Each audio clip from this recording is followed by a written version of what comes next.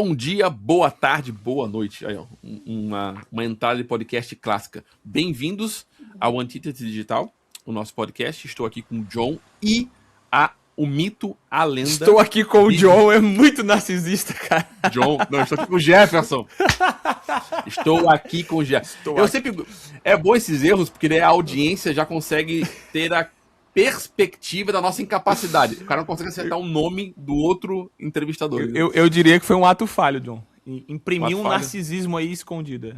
Não é triste que não é tão escondido assim, né? Mas Jesus está trabalhando. Estamos aqui com a Viviane Ienes. Eu vou ler a bio dela aqui. Viviane Ienes é pesquisadora, escritora e professora de ensino bíblico e teológico com foco em mulheres, mestre em estudos literários e autora de Nem Silenciadas Nem Iguais, obra que nasceu diretamente de sua pesquisa acadêmica e propõe uma análise bíblica do papel feminino que desafia tanto o silenciamento tradicional quanto o igualitarismo contemporâneo. O que torna a Viviane singular não é só o argumento que ela defende, é o caminho que a trouxe até ele. Ela chegou à Bíblia vindo do feminismo, do gnosticismo e de uma busca por autonomia radical. E encontrou nas escrituras não a opressão que esperava, mas uma antropologia do feminino, que o mundo secular não consegue oferecer. Que lindo. Autora do Nem Silenciadas, professora, está mestrada pelo Andrew Jump, né? E é uma máquina. Né? Mestrando pelo Andrew Jump, e é uma máquina. A gente está em parceria com a Viviane, vamos fazer alguns trabalhos recentemente, e a nossa equipe foi verificar a plataforma dela, porque a Viviane já tem uma plataforma para mulheres. E é assustador. Ela tem quase uma década de conteúdo para ser estudado dentro da plataforma, tanto que a gente falou assim, já, cara, vamos ter que... Não dá para vender desse jeito, porque teria que custar 10 mil reais por mês, entendeu? Não tem como. Vamos separar isso em bloco para a gente conseguir trabalhar melhor. E essa é a nossa convidada de hoje. Viviane, seja bem-vinda. Muito obrigada, é um prazer estar aqui. E eu tenho muito conteúdo, John, porque eu acho que conhecimento, quando a gente retém, ele enfraquece. O conhecimento, ele se constrói estruturalmente mais forte quando a gente compartilha. Então, o que eu faço é estudar para ensinar. Eu não quero aprender nada para mim, eu quero aprender para a Igreja de Cristo.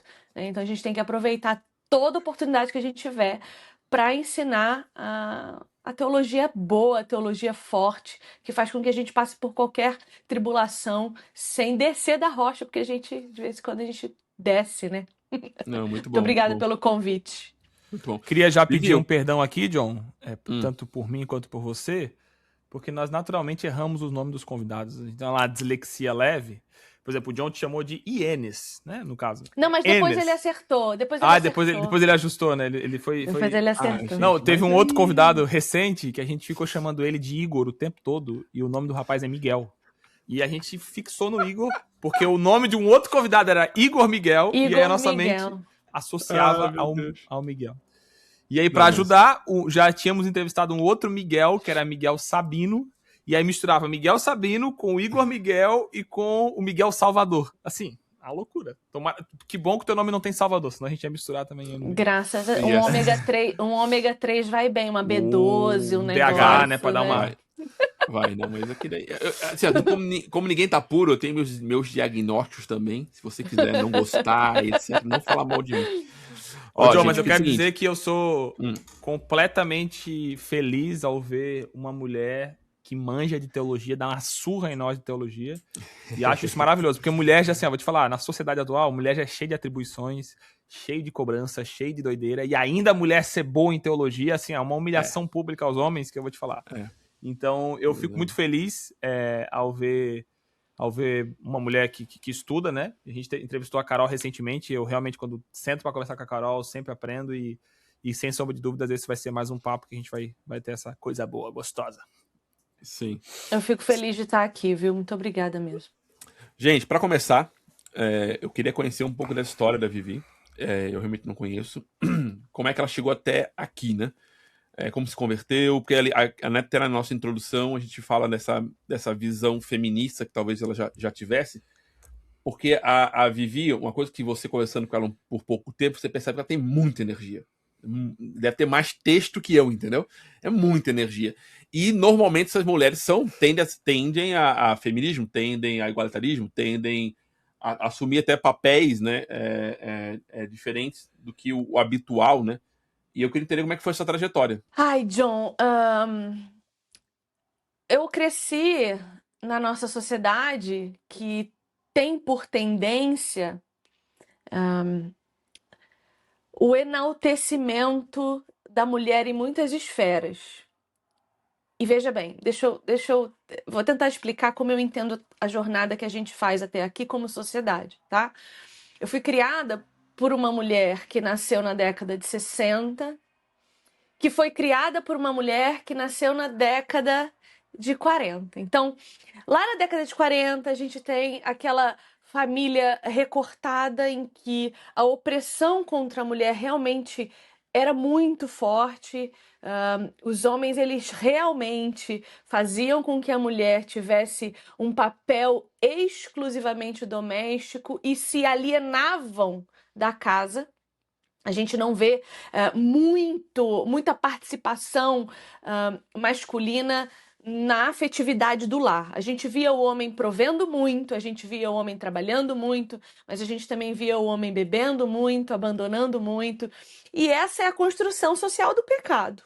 Quanto mais afastados de Deus, e aí a gente pode voltar um pouquinho para o que foi a Primeira e a Segunda Guerra, né, que afastaram a sociedade do pensamento cristão, do pensamento cristocêntrico, e levou a sociedade para o pensamento mais iluminista do que nunca. Eu acho que a Segunda Guerra Mundial, ela trouxe essa ideia mundial de que Deus abandonou a humanidade. Essa foi um consciente coletivo meio criado ali. E quanto mais afastados do Senhor, mais pecaminosos nos tornamos. Então, a culpa é do homem, a culpa é da mulher, a culpa é dos dois. Os dois estavam ali contribuindo e colaborando para que esse comportamento fosse expandido. E a resposta da sociedade a essa relação que ficou muito áspera, muito difícil, foi o movimento hippie, foi o liberalismo sexual da mulher, foi ali na década de 60 a gente vê a invenção do anticoncepcional, que dá uma liberdade sexual sem a responsabilidade do relacionamento, né? As pessoas cresceram nesses lares disfuncionais e acabaram não querendo viver a vida comum do lar. Então eu fui criada por uma geração que viveu o movimento hippie, né? Que viveu uma educação muito rigorosa e que, buscando a liberdade, se perdeu na educação dos próprios filhos. Então, eu não posso ser muito rígida como os meus pais foram, mas se eu der liberdade também, eu não sei como lidar com isso. Vocês estão entendendo o que eu estou dizendo? Então, eu cresci meio livre, meio prisioneira. E eu estou falando de toda a minha geração. Então, a minha geração, a galera da minha geração, é uma galera meio doidona da cabeça, porque a gente ficou sem saber muito onde se encaixar. E aí cada um foi para um lado, né? E eu fui essa pessoa, que eu escolhi o lado que eu quis ir. E o lado que eu quis ir foi o lado que abominava a família, porque eu cresci numa realidade de violência doméstica. Eu fui pro lado que abominava o masculino, porque eu também fui abandonada pelo meu pai, não tive a presença do meu pai, aquela história toda. Cresci num ambiente muito, muito hostil para mim, né? Enfim, então eu cresço buscando respostas para as minhas dores, como toda menina brasileira cresce, né? Se a gente vê 80% das famílias brasileiras hoje tem essa disfuncionalidade. Inclusive dentro das igrejas, hoje a gente está vendo um crescente de divórcios dentro da igreja que causa essa disfuncionalidade. E a gente cresce fazendo perguntas. E quem melhor do que o feminismo para dar respostas a mulheres indignadas em suas dores? Então o feminismo vai dizer que se você termina um relacionamento, quem perdeu foi o outro. Você é maravilhosa, você é uma deusa, você é divina, você é incrível, você pode tudo. Tudo que eu quiser, o cara lá de cima vai me dar. Não foi isso que a gente cresceu ouvindo a Xuxa dizer? E a gente cresceu com essa ilusão de que a gente podia fazer o que quisesse, do jeito que quisesse, onde quisesse, alcançar o que quisesse. Sonha o que você quiser e você alcança. Só que a custo de quê? né?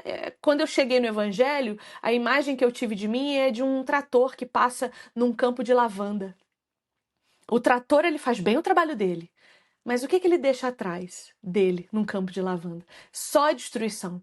Então, eu cresci muito independente, eu cresci muito autônoma. Eu saí de casa muito, muito cedo e nunca mais voltei. Então, eu cresci precisando criar máscaras para sobreviver nessa sociedade que esmaga pessoas. Pessoas, não só homens, não só mulheres. Pessoas. Se você não trabalhar, você não come. Se você não sair cedo, a gente até criou o bordãozinho que fala, né? Deus ajuda quem cedo madruga, para incentivar você a querer trabalhar cada vez mais. Trabalhe enquanto eles dormem, para você ser alguém na sua vida. Isso é esmagar o ser humano. Nós fomos criados, sim, para a produção, sim, para o governo, sim, para o cultivo, mas também para o descanso. Então a gente é esmagado por pressão de todos os lados. E o feminismo vem dizer para você que isso é poder. Aí você fala, opa, então eu me sinto oprimida, cansada, esgotada, mas isso é girl power. E aí eu quero esse discurso para mim, porque ele é um fôlego. Aí eu vou encontrar na objetificação do meu corpo mais um sinônimo de liberdade. Então quer dizer que, para eu não sofrer de amor, eu tenho que fazer com que sofram por mim. Isso é girl power. E você vai indo para esse buraco. Quando você vê, você tá fazendo sexo com qualquer um. E você virou o que você mais abominou a vida inteira. Aquela masculinidade deturpada pelo pecado. Aí você vira uma mulher deturpada pelo pecado, junto com aquele homem deturpado pelo pecado. E a gente vê essa confusão identitária que a gente tá. Então, eu sempre cresci com as minhas próprias regras. Eu fazia o meu destino. Eu chegava onde eu queria, do jeito que eu queria, com as armas que eu tinha. Sabe? A mulher da sobrancelha levantada, que fala muito bem e consegue ludibriar e manipular, porque nós somos as mestras da manipulação. E eu usei tudo isso a meu favor. Toda essa carga de, de peso demoníaco mesmo. Porque a gente vai se parecendo mais com o diabo do que com Deus. Então, eu fui me aproximando dessa carga demoníaca e fui chegando cada vez mais perto dela, até que ela destruiu completamente toda a minha vida e eu me vi sozinha. Então, quando eu me vi sozinha, o Senhor me encontrou. E aí eu cheguei aqui. Qual a idade?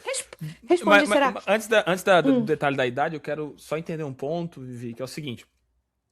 Nós entendemos que dentro das nossas deficiências, dentro das nossas máculas, dentro dos desesperos da nossa vida, o sofrimento que você narrou até então, né? E a gente sente esse peso como pessoa, como ser humano. E a gente sabe que ao nós sermos expostos a algumas verdades, sejam elas verdades verdadeiras ou verdades muitas das vezes que não são verdades, são mentiras, existe o efeito da catarse, né? Existe o efeito onde você, a partir daquela exposição à verdade, você muda a sua forma de comportamento. Eu queria que você definisse um pouco como foi esse encontro com a verdade do feminismo e qual foi a diferença quando você encontrou a Cristo. Qual foi essa diferença entre os dois? O feminismo eu acredito, né, na minha perspectiva, né? Eu não falo por todas as mulheres como o feminismo tenta falar. Eu falo só por mim. Mas na minha percepção, a energia motriz do feminismo é a raiva, é a ira, é o sentimento de vingança, é o oprimido buscando se tornar o opressor. O evangelho, ele é exatamente o oposto. O evangelho, a energia motriz dele é a humildade e mansidão. Então, quanto mais perto da energia diabólica do diabo, em que você se aproxima quando se afasta de Deus, mais sentimentos diabólicos você tem, que a Bíblia vai chamar de obras da carne. A lascívia, a cobiça, a ira, a inveja. E isso vai te movendo, porque você consegue as coisas que o mundo tem para te dar. Quando o diabo vai tentar Jesus, o que ele oferece para Jesus? Ele diz, se curva diante de mim e tudo isso que os teus olhos veem eu vou te dar. Se o diabo tentou Jesus com essa estultícia, ele não vai tentar a nós? E o feminismo oferece isso. Ele diz, se curve diante de mim e eu vou te dar o que você quiser. A gente está vendo essa guerra das narrativas. Se você é manifestadamente uma pessoa de direita, e eu não quero entrar no campo político aqui com vocês, mas se você publicamente se manifesta como uma pessoa de direita, se você é um artista de direita, por exemplo, esses tempos aí, a Cássia Kiss, pode falar nomes? Claro. Se a Cássia Kiss esses dias se manifestou contrariamente a uma mulher trans entrar no banheiro feminino. A pauta da esquerda feminista radical e da transfeminista, ou enfim, todas essas variações que existem no feminismo, esmagou a Cássia Kiss. Porque você, sendo mulher, você não pode pensar diferente daquelas que detêm a narrativa. Sim. Então, o feminismo ele é movido por isso, por essa raiva que quer oprimir, que quer vencer pelo grito, que quer ganhar pela força. O evangelho diz, se te baterem de um lado, oferece o outro. Não se importa com isso. Negue-se a si mesmo. Toma a tua cruz. O sofrimento, ele te amadurece. Ele não é para você ficar se debatendo no chão como uma criança que se debate contra algo que vai fazer bem para ela. A obediência ao Senhor nos leva para um lugar mais seguro e mais confortável. E isso baixa as nossas armas. O feminismo quer armas empunhadas. O evangelho diz, Pedro, baixa as armas, entende? Mas foi esse paradoxo que pegou você, que gerou essa mudança radical? Não. O que me pegou, eu acho que foi o que me fez me apaixonar pelas escrituras, é que essa ideia de que faça você mesmo com aquilo que você tem gera um mundo muito desordenado. E a escritura, ela diz para você o caminho que você deve andar. Engraçado que uma amiga identificou isso melhor do que eu, a meu respeito, há um tempo atrás. Ela falou assim, Vivi, você sabe que eu tenho a impressão de que você é tão apaixonada pela Bíblia porque a Bíblia deu para você um rumo? Porque antes você fazia o que você queria. A Bíblia agora diz para você o que você deve fazer. E eu tenho a impressão de que foi isso que você buscou a vida inteira. E aí, pensando sobre isso, eu acho que é o que todo mundo busca a vida inteira. Tanto que, até dentro da igreja, a gente vê as pessoas falando assim, mas é pecado fazer isso? É pecado tatuagem ou não é pecado tatuagem? É pecado ou não é pecado? Posso ou não posso? Porque as pessoas precisam de um norte. E elas vão buscar isso em algum lugar, uma referência. E o feminismo, ele diz para você que você não precisa disso, que a sua subjetividade ela é suficiente para gerar um caminho para você. Só que isso é muito perturbador.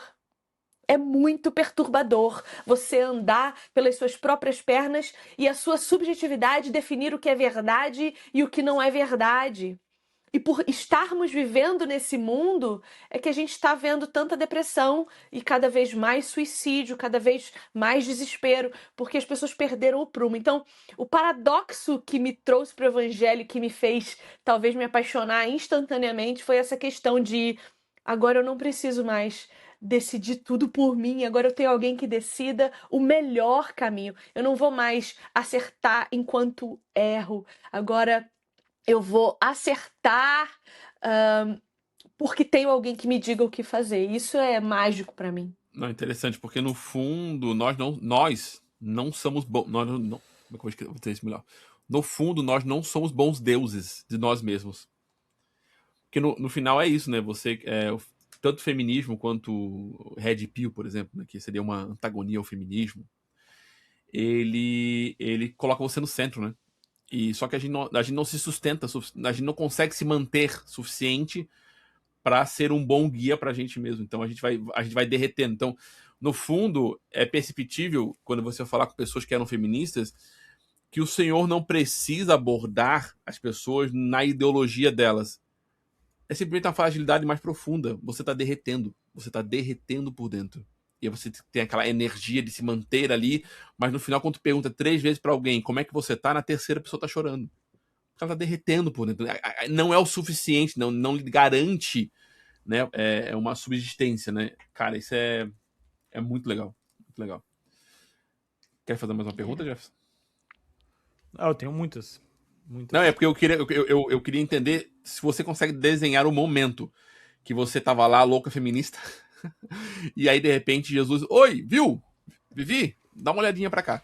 Então, Acontece? eu frequentei igreja 2 anos antes de ser encontrada por Cristo, né? Eu fui gnóstica por 2 anos.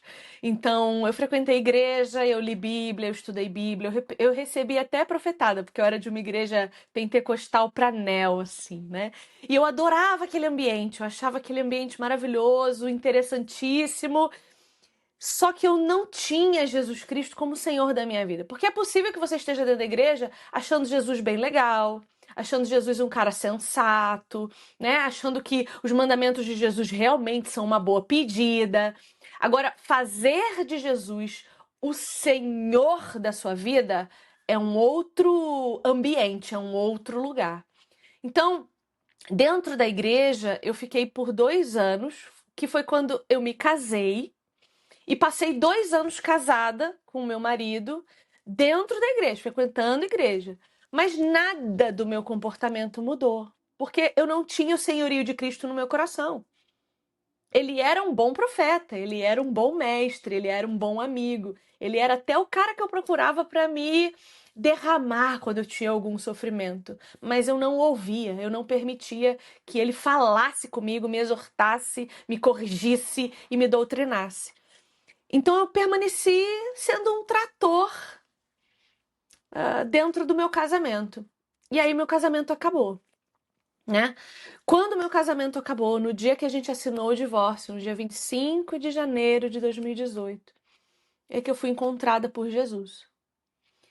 Naquela noite tenebrosa, no meio de uma madrugada em que eu pensava em ceifar a minha própria vida, o Senhor Cristo me encontrou e ele mudou a minha perspectiva. Ontem eu estava no encontro de leitura de umas irmãs que se juntaram para ler meu livro e elas perguntaram qual foi a primeira ordem de Jesus para mim. E eu achei uma pergunta tão engraçada, porque eu nunca tinha pensado sobre isso. Só que é uma pergunta que me fez pensar na eclesiologia de toda a salvação, porque a primeira coisa que Jesus Cristo me mandou fazer foi procurar ajuda na igreja. Ele me disse, seja corpo. E eu fui procurar ajuda. E hoje, se eu sou uma discipuladora de mulheres, é porque eu fui discipulada lá atrás por alguém que eficazmente me ensinou a ler as escrituras de forma a obedecê-la. E aí, poucos meses depois, eu fui atrás do meu marido, né? Volto com arrependido, com o rabo entre as pernas. Fui atrás do meu marido e toda aquela revolução interna acontecendo. E a gente voltou a ficar junto lá naquele momento. Então, essa virada de chave aconteceu, não foi por obra minha, porque eu estava só vivendo minha vida e não queria vivê-la mais. Cheguei no momento de não querer vivê-la mais, que foi quando o Senhor falou: agora você chegou no ponto em que você vai me ouvir, querendo ou não. E aí ele foi lá e me resgatou daquelas trevas em que eu mesma tinha me colocado, né? Cara, muito bom. Não querendo mais vivê-la. Eu sei que tu falou do ponto de vista do ceifar a vida, né? Mas quando você se decepciona consigo mesmo, né? O cristão é alguém decepcionado consigo mesmo, né? Ele não quer. Isso é muito, muito bom. Muito bom. Calvino vai dizer no primeiro capítulo das Institutas dele que é impossível que o homem se conheça sem que conheça Deus. Porque quando a gente olha para o Senhor, é como se ele virasse um espelho sem nuvens, sem neblina para nós. E aí a gente consegue ver a nossa feiura. E é muito bonito que, com o tempo, a imagem que a gente começa a ver no espelho quando se olha é a do próprio filho dele. Essa é a beleza do evangelho para mim. Hoje, quando eu me olho, eu às vezes consigo ver um pouco do reflexo de Cristo. E isso me alegra. Uma coisa que esses dias me perguntaram, mas como é que eu sei se eu sou salvo ou não, né? Falei, olha, o selo do Espírito Santo, tal, não sei o que, né? Te dá uma certeza, mas isso pode ser simulado, né? A gente consegue simular na nossa mente, né? Eu tenho certeza, convicção própria, né? Mas quando você é salvo, você sabe que você é ruim, né? Porque você olha pra Jesus e você, cara, eu sou muito ruim. E eu preciso muito dele. Então essa é uma das marcas. Hoje eu conheço muito cristão que se acha bom. Que acha que, não, Jesus tá aí, mas por acaso, né? Porque, eu sozinho tava aqui, ó, indo muito bem, né? Mas quando você se olha nesse espelho, ele te atravessa por inteiro, né, Vivi? Sim.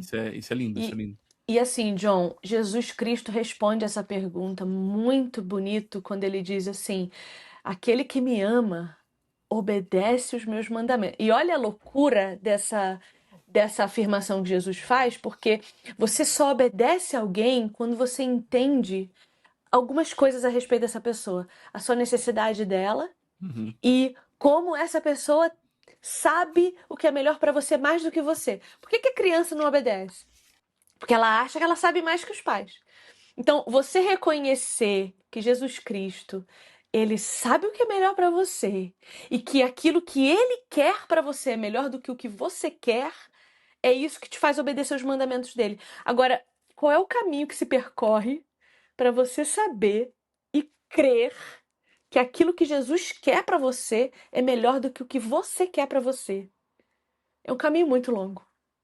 É um caminho árduo. É o caminho no deserto, né? Que faz com que você perceba, nossa, como que eu vim parar aqui? Eu tô lendo com as meninas da comunidade o Pentateuco, que a gente está lendo Números, Deuteronômio, e é aquela repetição infindável. E eu peguei um mapa para elas. Eu falei, vamos olhar no mapa o que aconteceu em Êxodo e Levítico, em Deuteronômio. Vamos ver no mapa? E no mapa a gente vê que rapidinho é uma linha reta entre o Egito e Cades Berneia. O Egito e a entrada de Canaã. É uma linha retinha assim, ó. Mas o próprio povo e sua desobediência, e sua murmuração, e sua incredulidade, o próprio povo faz com que eles vão para o deserto. E aí eles descem no mapa quilômetros e quilômetros para baixo. E aí eles sobem aquele mapa desceu para subir e eles ficam na lateral de Canaã, subindo e descendo, igual barata tonta. Sendo que Deus disse para eles assim, ó, entra, espia, porque essa é a terra que eu vou dar para vocês. Mas eles entram, olham e falam, eu não quero isso para mim não, porque eu sei melhor o que é bem para mim. E esse é o pecado de Adão. Sim. É decidir pelo comer do fruto da determinação do bem e do mal, que agora era ele que decidia por ele. Nós pecamos na mesma coisa desde sempre. Mesma coisa desde sempre. Então, o que é amar o Senhor? Como é que eu sei que eu sou salva? Eu tenho prazer na lei de Deus, porque eu sei que a lei dele é melhor do que a minha própria lei. Né? Boa, muito bom, muito bom. Vivi, eu queria trazer uma pauta aqui para a gente poder ampliar um pouco mais a conversa, até da perspectiva de alguém que já foi feminista e atualmente não é mais, que é o seguinte, as feministas, no geral, elas partem do princípio que a Bíblia é machista, né? E eu queria entender, porque provavelmente você já teve essa perspectiva também em algum nível, né? Então, por quê? Por que elas olham para a Bíblia como machista, sendo que a gente vê que, historicamente, a Bíblia, da maioria dos livros da história, ela foi ao contrário, né? Ela foi altamente valorizou as mulheres muito mais do que qualquer livro histórico. Eu trato aqui no meu livro, eu trato justamente sobre isso, que nós não fomos nem silenciadas e nem fomos igualadas no que diz respeito aos nossos papéis na escritura. Então, a primeira crítica do feminismo à escritura é que a escritura é patriarcal. Nós somos filhos dos patriarcas, Abraão, Isaac e Jacó, né? E existem muitos questionamentos com relação a como a Bíblia apresenta suas personagens. Por exemplo, quando você vai ler as genealogias, raros são os nomes de mulher que aparecem ali. Mas por quê? Aí a gente tem que ter um pouquinho de honestidade intelectual e questionar o porquê. Qual era o contexto histórico? Qual era a problemática? O que acontecia na época de Abraão, de Isaac e de Jacó? Quando você vê lá o censo sendo feito, só se contava homens entre 20 e 60 anos disponíveis para a guerra. Por quê? Contava-se o poder de uma nação pelo seu poder de guerra. Uma nação era mais ou menos poderosa por causa do seu poder de enfrentamento. Por que Davi peca contra o Senhor quando ele pede o censo? Vocês lembram daquele episódio em que um anjo vem e Davi tem que escolher ser esmagado por Deus ou pelos inimigos? E Davi fala uma declaração belíssima, né? Eu prefiro ser esmagada pelas tuas mãos, porque pelo menos são as tuas mãos. Por que que ele está pecando ali? Primeiro, porque Deus não mandou cienciar. E segundo, porque Davi queria saber do seu próprio poder. E isso mostrava a sua falta de confiança em Deus. Então, o que que é o censo? É contar homens de 20 a 60 que podiam ser mandados para o fronte de guerra e serem mortos no fronte de guerra. Porque, assim, uma crítica que eu tenho, e aí vou começar a perturbar o juízo de quem me assiste, as feministas falam muito do sufrágio, né? Que a mulher conquistou o direito ao voto. Mas como é que os homens conquistaram o direito ao voto se não pela guerra? Até hoje, para o homem votar, ele tem que se alistar. E nós? Nós conquistamos o quê? A gente não conquistou nada. A gente ganhou de presente. Foi nos dado o direito de votar. A gente não conquistou nada. Nada veio pela força do nosso braço. Homens piedosos do poder deram a nós o direito de voto, sem que a gente defenda a nossa pátria. Por que que só o homem que era militar ou que ia pro exército podia votar? Porque ele sabia o que era defender a sua pátria. Então, na hora de votar, ele sabia a escolha que ele estava fazendo, que não ia colocar ele em confronto ou que não ia colocar a sua nação em risco. Então, tem toda uma mentalidade por trás de uma ação. Mas a gente quer bater no peito e achar que a gente é vítima de tudo. Não é assim. As mulheres da igreja fizeram muito mais pelas mulheres do que as feministas. As mulheres da igreja são as que fazem... se a gente for olhar para a instituição da Igreja Católica Apostólica Romana, as maiores instituições de caridade do mundo. Quem governa? As freiras, os padres, os crentes. Não são as feministas. As feministas fizeram o Parenthood, que é a maior instituição de aborto do mundo, e que teve na sua essência de nascimento extirpar crianças marginalizadas. Então, onde o Parenthood abriu os seus principais centros de operação? Dentro da favela. Onde, em sua maioria, negros e pobres. Você não vê um Parenthood uma Alphaville da vida. Você só vai ver na periferia. Por que ao invés disso não faz um centro de educação sexual, um centro de acolhimento a essas mulheres? Porque você encontra igrejas acolhendo mulheres vulneráveis com suas crianças. Né? Então, a igreja fez muito mais pelas mulheres do que o feminismo fez. Até porque a gente existe há muito mais tempo. Mas a igreja também oprimiu as mulheres. Aonde? Eu quero provas. Eu quero dados. Eu quero informações históricas. Eu quero registros. Não tem. Sim. Não tem. Sim. E mesmo que tivesse, a questão é que a gente não está em defesa da instituição igreja de maneira livre, solta e louca, né? Que precisamos proteger, né? A gente é bem ruinzinho em muita coisa, né? Mas o ponto é que nós entendemos que até nós vamos errar, porque a inimizade entre homens, o homem e Deus, o homem agora com o ser humano e Deus, estragou a nossa amizade entre o homem e a mulher. Então isso está estragado desde o jardim. Não tem como solucionar, nós somos inimigos a partir dali. E nós vamos tentar um suplantar o outro a partir dali. Né? Então, se a igreja, por acaso, cometesse falhas com mulheres, nada mais natural do que o pecado. E tanto que hoje eu vejo muitas feministas, eu não vou usar o termo feministas, mas mulheres mais progressistas dentro da igreja, que às vezes, inclusive, sofrem preconceitos e tal, porque percebem algumas coisas que lhes são estranhas. Né? E aí elas manifestam isso através do feminismo, vamos dizer assim, com a linguagem e com a teoria feminista por trás ali embasando. Sendo que eu já tive o prazer de conversar com uma mulher dessa, que eu falei assim, olha, isso que você está apontando, eu não tenho uma resposta objetiva se está certo ou se está errado. Realmente parece estranho isso aqui. Por que tal coisa está acontecendo? E aí eu falei para ela assim, olha, concordo com essa sua visão, acho que você percebeu uma questão estranha, mas eu te indicaria a pesquisar sobre isso na própria história da igreja, na teologia bíblica, né? Para entender por que a coisa é assim. Porque talvez, você pode de fato perceber que nós estamos pecando contra essas mulheres, ou você está equivocada.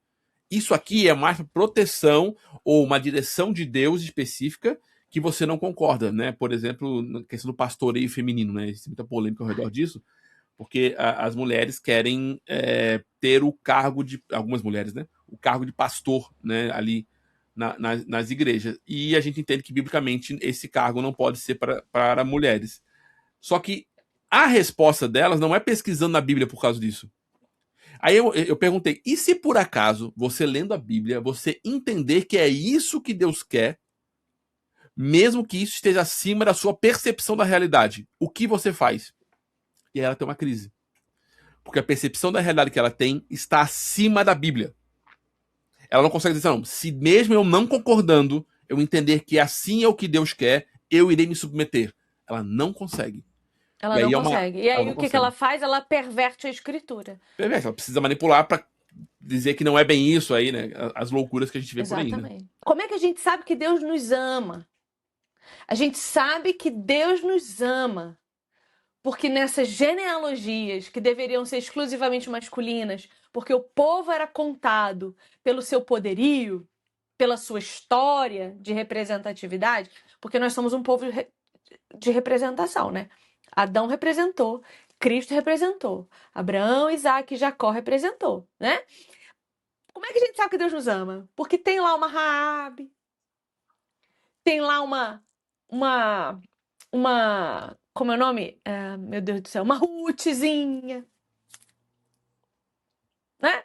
Tem lá as mulheres que nada fizeram para a guerra, aparecem lá como parte da genealogia de Jesus. É o próprio Deus que nos coloca lá para dizer assim, ó, vocês estão aqui. Eu vejo vocês. E aí a gente tem relatos em Juízes, se eu não me engano, Juízes 19, que vai falar de uma concubina. Você já deve ter ouvido falar esse texto, inclusive criticamente, né? Em que um sacerdote que tem uma concubina, aí você já se pergunta, um sacerdote que tem uma concubina, esse texto tá querendo dizer o quê? É uma normativização ou é Deus expondo o pecado? Porque um sacerdote, uma concubina, que sentido faz? Aí você já, se você conhece a escritura, você já põe um pezinho para trás, você já fala, Deus está expondo alguma coisa aqui. E esse cara entrega sua concubina para homens violentos, e eles violentam ela a noite inteira e devolvem ela morta no dia seguinte. E aí esse sacerdote que, pela lei, é proibido de tocar num corpo morto, ele esquarteja essa mulher e ele manda um pedaço de cada dessa mulher para uma tribo. Então, você olha aquilo e você fala, Deus está autorizando isso? Ou Deus está apresentando onde o pecado pode levar até aqueles que deveriam zelar pelo nome dele no meio do povo?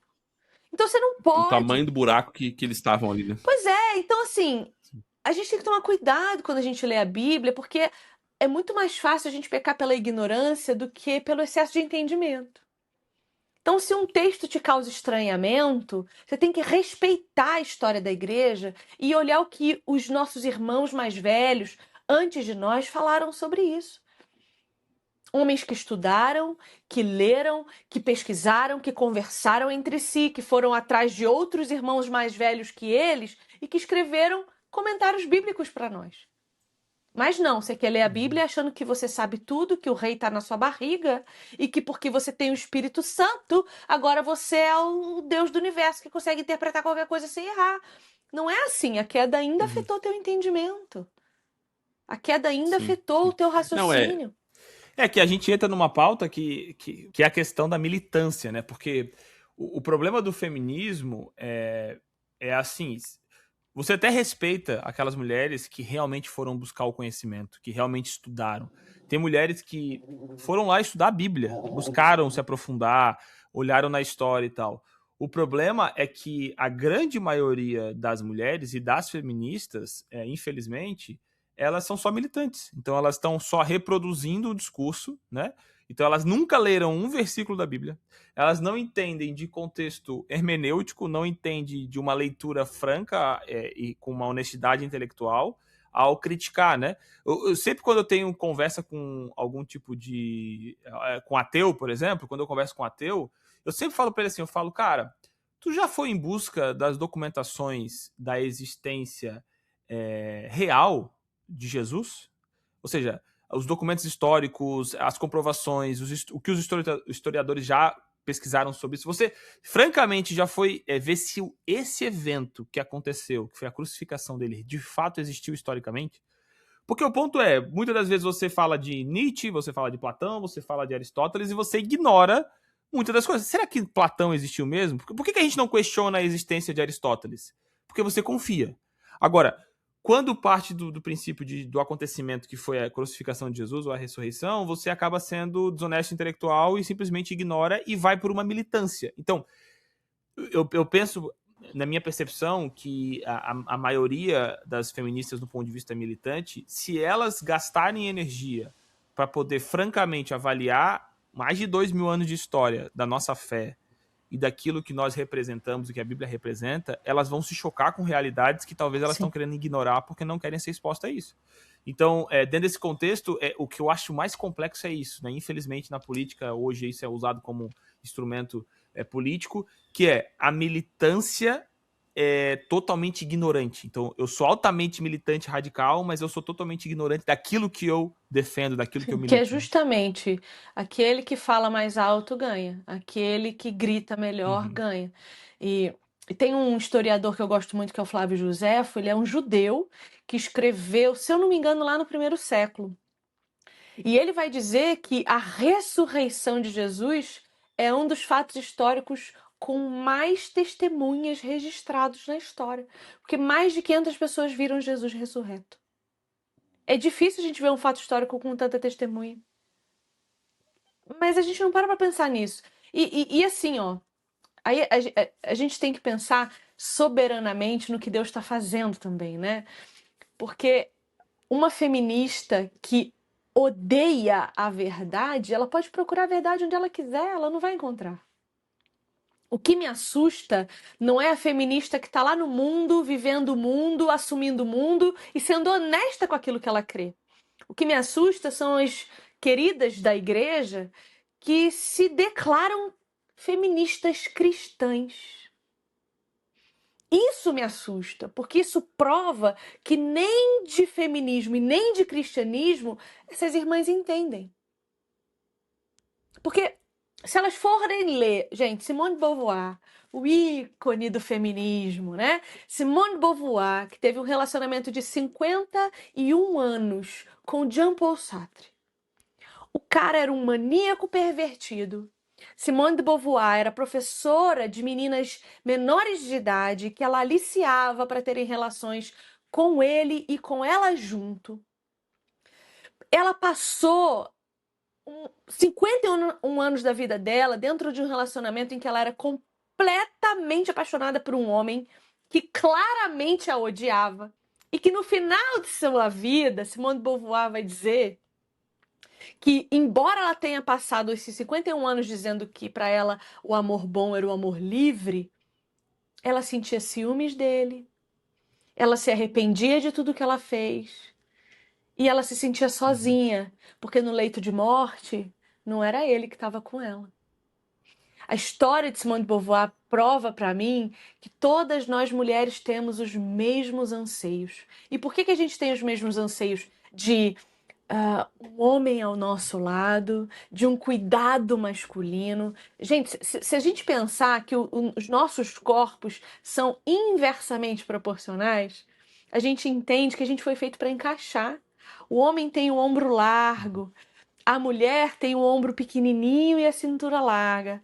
A gente tem que encaixar ali, ó, dentro do ombrinho de vocês. Coisa mais gostosa quando vocês fazem assim com nós por cima e fica só a cabecinha aqui, sabe? Só a cabecinha. E a gente se encolhe ali dentro. Não tem coisa mais segura e prazerosa. Infelizmente, os homens perderam isso de vista, né? A gente focou tanto para tentar conter o feminismo, a gente focou tanto na submissão feminina que a gente esqueceu de falar do amor com que Cristo ama e que vocês devem amar sacrificialmente também. E aí a gente criou essa guerra entre os sexos também dentro da igreja. Mas por quê? Porque a gente tirou os olhos de Jesus. Nós dois, eu e você, nós tiramos os olhos de Jesus. Porque se os nossos olhos estiverem em Cristo, a gente vai olhar para nossa irmã e para o nosso irmão com a mesma graça, com a mesma misericórdia, com a mesma necessidade de quebrantamento, de exortação e de arrependimento. Porque homem não peca mais que mulher. Mulher não peca mais que homem, a gente peca. Só que o homem tem um poder fisicamente letal maior. E a mulher tem um poder psicologicamente letal maior.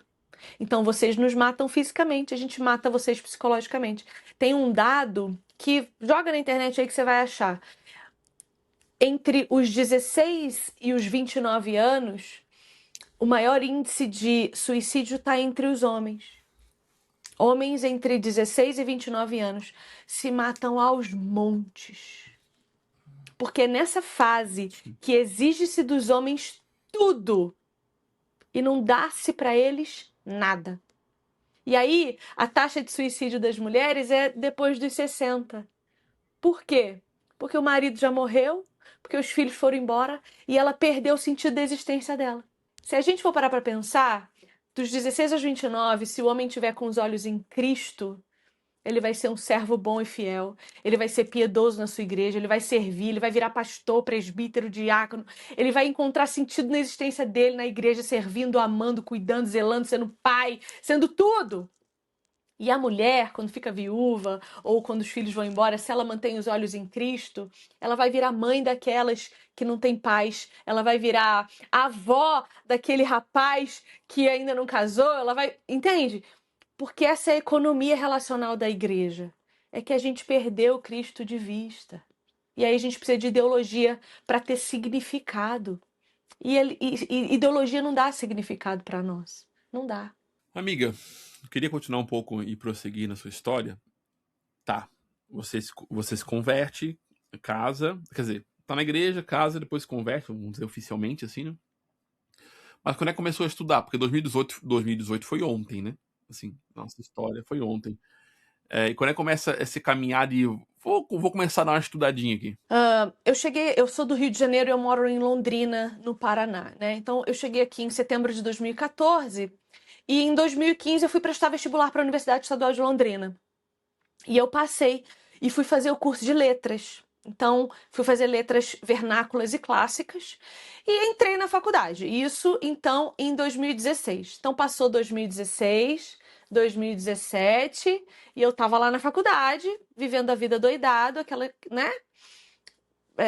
Comprando discursos, tudo misturando, fazendo aquele sincretismo religioso gostosinho que a gente gosta para agradar gregos e troianos. A gente gosta, né? Ainda mais numa universidade pública no centro de humanas. Então, imagina. E aí, em 2018, eu sou encontrada por Cristo, Cristo me converte. E aí eu começo o meu processo de santificação. E eu tenho uma característica que é minha e que às vezes ela é boa, mas às vezes ela é ruim, que é ir sempre muito intensamente naquilo que eu acredito. Então, quando o Senhor me encontrou, eu fui muito intensamente naquilo que eu acreditava. E eu comecei a ler Bíblia, estudar a Bíblia ali mesmo, sozinha, porque eu estava ainda numa igreja pentecostal.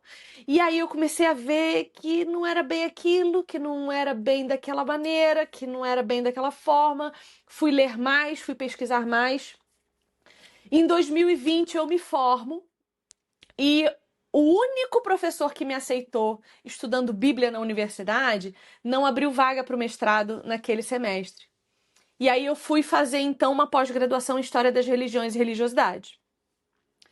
No meio da pós-graduação, esse professor falou: olha, vou abrir uma vaga para o mestrado. Se você não pegar essa vaga, eu não vou abrir mais, você vai ficar sem. Apliquei, passei. E aí eu comecei a pesquisar a Bíblia na universidade. Passei por muitos perrengues, passei por muitos problemas, né? Porque a gente sabe que eu fui rejeitada por 6 professores antes desse professor que me aceitou. Eu fui atrás de uma professora que estudava cartas. Eu falei, eu quero estudar as cartas paulinas. Não, com a Bíblia eu não trabalho. Eu fui com um professor que estudava poesias, eu falei, eu quero estudar os Salmos. Não, com a Bíblia eu não trabalho. Eu fui atrás de um professor que falava de contos e crônicas, e o livro de Ruth, literariamente falando, ele é um livro de crônica, né? Ele pode ser lido como livro de crônica, assim como de Esther.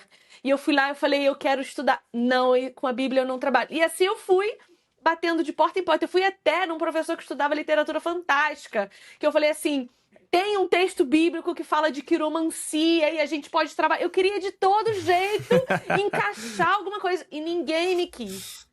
Mas esse professor, que eu demorei a achar ele até porque ele não dava aula não dava mais aula na graduação, fui descobrir ele por acaso, ele me aceitou. E aí eu passei, então, o tempo da pandemia fazendo meu mestrado. Que foi em quê mesmo? Perdão, eu não lembro. Meu mestrado em estudos literários. Eu estudei semiótica, semiótica greimasiana.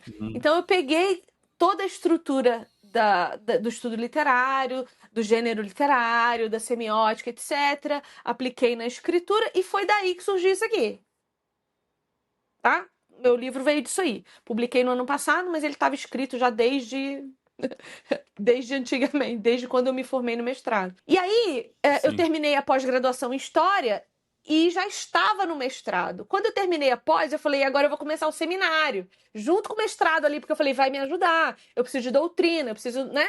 E aí eu comecei um seminário. Terminei o mestrado, fui atrás do Dr. Heber Carlos de Campos para pedir ele para ser minha banca no mestrado, que eu falei, eu preciso de alguém do meu lado. Rapaz... eu falei, eu preciso de alguém do meu lado, porque senão vão me reprovar. A chance de eu ser reprovada era muito grande por causa do preconceito. Você fala o pai ou o filho? O pai. O pai. E aí eu fui atrás dele. Ele veio fazer uma pregação numa cidade aqui perto e eu fui atrás dele. Nisso, ele me deu um toco. Ele falou assim, olha, eu não vou ser sua banca. Mas o que... Porque ele é bem assim, né? Eu amo o Dr. Heber, ele é maravilhoso. Eu não vou ser sua banca, não. Mas o que você vai fazer depois desse mestrado? Falei, olha, eu quero doutorar, mas eu ainda não sei aonde. Aqui no Brasil, doutorado em teologia para mulher é complicado, porque eu não vou fazer doutorado ministerial. Isso não cabe naquilo que eu creio, biblicamente falando, que é o meu lugar, né?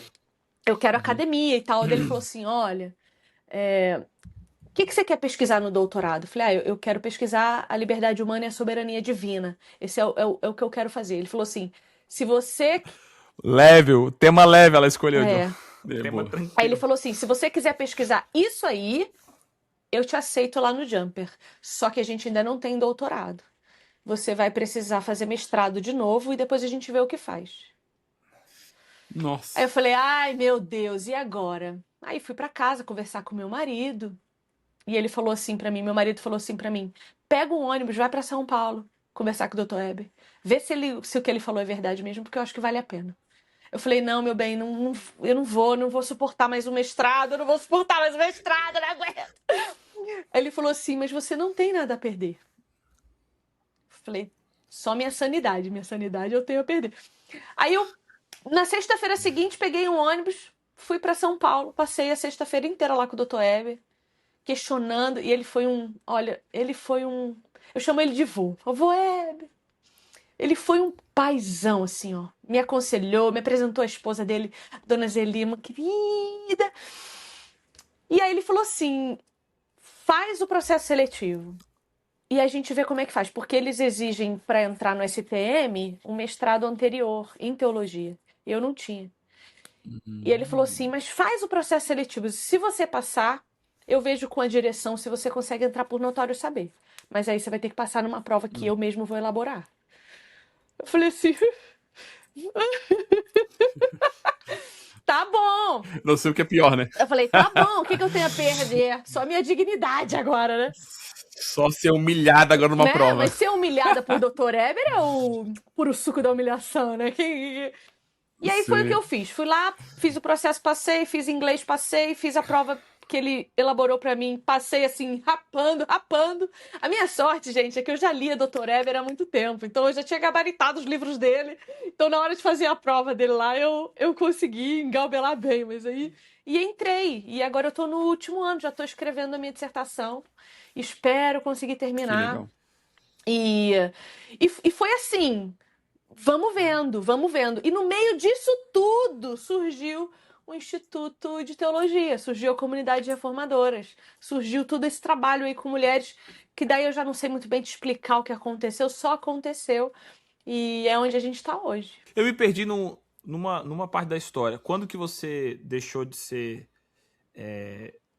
Quando que você construiu essa confissão de fé mais reformada? Foi a partir do momento dos estudos no Andrew Jumper? Não, foi na pandemia, estudando sozinha em casa. Que daí eu fui ler Calvino, aí eu fui ler Kuyper, aí eu fui ler essa galera, essa nata aí da teologia reformada, que traz a ideia da cosmovisão. Aí eu gabaritei Heber Júnior, já tinha gabaritei Heber pai, gabaritei Heber filho, né? O Heber Júnior, ele tem um livro muito bom, Amando a Deus no Mundo, que traz essa construção de cosmovisão reformada, maravilhoso, que me levou a ler o livro do... Como é que é o nome? Aquele... Ai, meu Deus, que é um elefante, a capa é um elefante. Senhor Amado, o livro dele, O Universo ao Lado. Pesquisa aí quem é o autor. O Universo ao Lado. E quem deu o nome é o elefante. Ele tem esses 2 livros de cosmovisão reformada. Vê aí quem que é, pra mim, Jeff. O cara... James Sire. James Sire, esse mesmo, James Sire. Esse cara é brilhante no que ele ensina sobre cosmovisão. E aquilo explodiu. Kuyper explodiu minha visão. E aí eu me vi reformada. No Jumper eu só confirmei. E aí eu lapidei. Fui fazer uma disciplina de culto reformado. Fui entender providência sob a perspectiva... A gente vai lapidando daí, né? Aquilo que a gente entende. Aí virou chata. Virou chata. Ai, graças ao bom Jesus, eu virei uma chata ortodoxa. Graças, porque isso me protegeu de mim mesma muitas e muitas e muitas vezes. Quanto mais chata teologicamente você é, mais a sua mente é guardada das mentiras do diabo quando a tua cara tá no pó. E é por isso que eu defendo a teologia para as mulheres. Porque não adianta a gente ser maioria nos bancos da igreja e ser minoria nos cursos de teologia. Porque essa é a relação.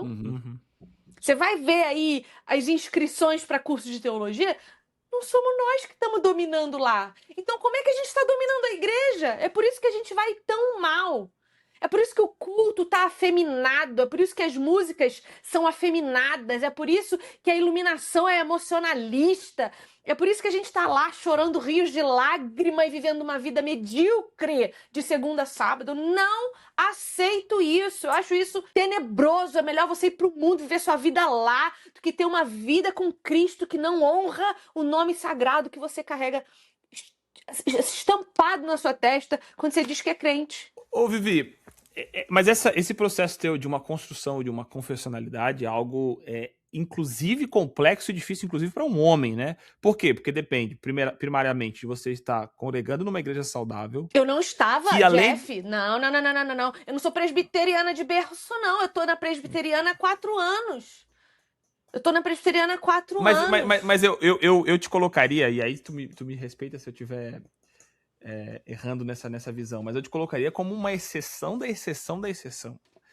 Por quê? Porque você já tem um viés de ser uma intelectual com um viés acadêmico muito diferente da maioria das mulheres. Agora, como que uma mulher comum, com seu marido, com seus filhos, consegue construir essa confessionalidade sem uma igreja local saudável, sem um pastoreio ali semanalmente, uma EBD muito bem alinhado? Seguindo a Viviane Enes no Instagram.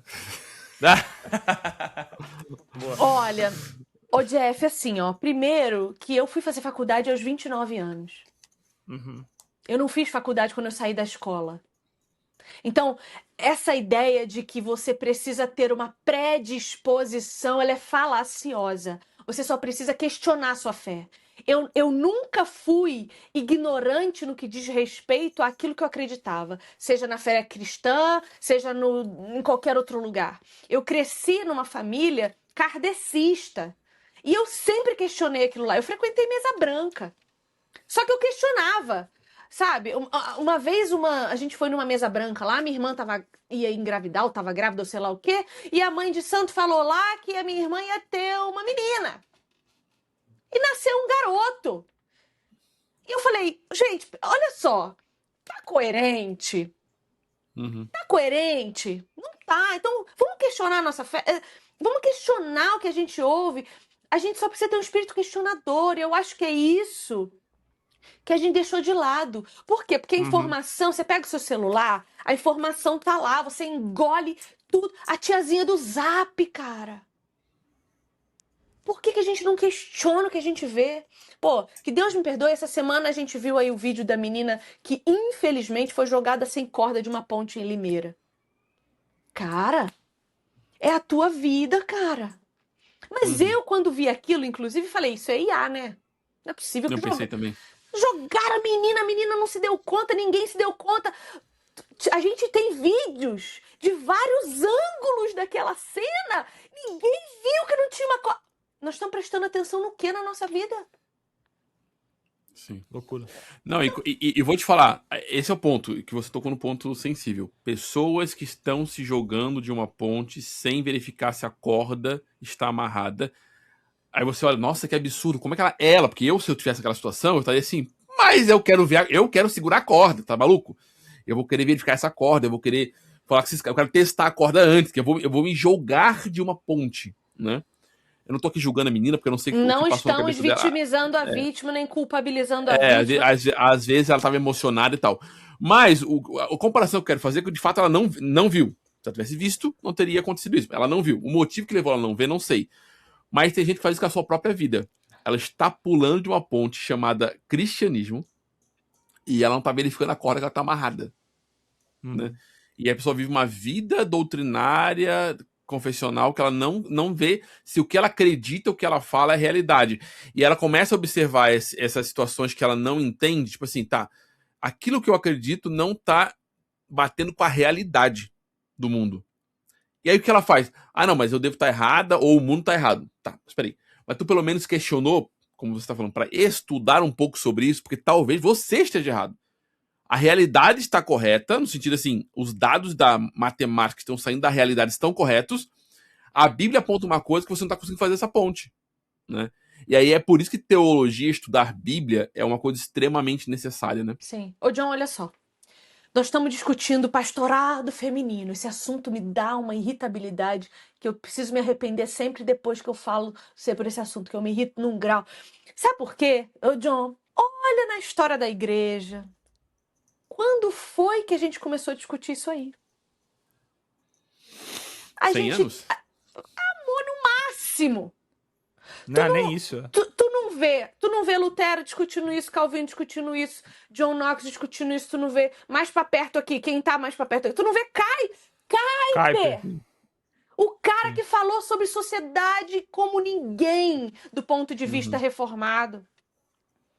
Ninguém discutiu isso. A gente começou a discutir isso depois da década de 80, quando veio o pentecostalismo para nós aqui, o neopentecostal, etc.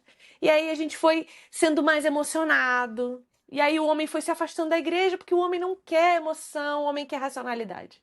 É assim biologicamente que vocês foram criados. Vocês foram criados para a racionalidade. E nós fomos criados para mais emoções. É assim a Constituição. Eu gosto disso, eu não gosto disso. Eu queria ser muito mais racional do que emotiva, mas eu sou destrambelhada às vezes. Hormonalmente destrambelhada. Até nisso Deus fez a gente um vaso mais frágil do que vocês. Aí a gente foi emocionando a igreja, os homens foram se afastando da igreja, e é nesse momento que a gente começa a questionar o pastorado feminino, por causa da omissão de vocês. Aí a gente pega a Bíblia e fala, dá pra dar um jeitinho aqui, vamos dizer que Júnia era uma mulher e que Paulo tá chamando ela de apóstola, dá pra dar um nozinho aqui, vamos dar um pontinho de vermelho aqui, um pontinho de azul, a gente mistura, vira um verde belíssimo, e a gente consegue autorização pra fazer o que a gente quiser. Sim. Mas não é uma coisa que ninguém antes de nós discutiu, cara. E se ninguém discutiu, Sim. a pergunta deveria ser, em primeiro lugar, ué, por que eu tô discutindo isso hoje? Se eu não acho nenhum livro histórico discutindo isso. Ah, mas porque a Igreja Católica... A Igreja Católica tinha freira! Freira é uma autoridade religiosa! Por que não se discutiu isso Nós estamos falando 2000 anos de igreja. Ai, gente, não. Vamos inventar a roda na Bíblia agora. Essa construção da mulher olhar para a ideia da submissão como uma inferioridade, ela já tem a ver totalmente ligado à construção da nossa sociedade moderna, pós-moderna e etc.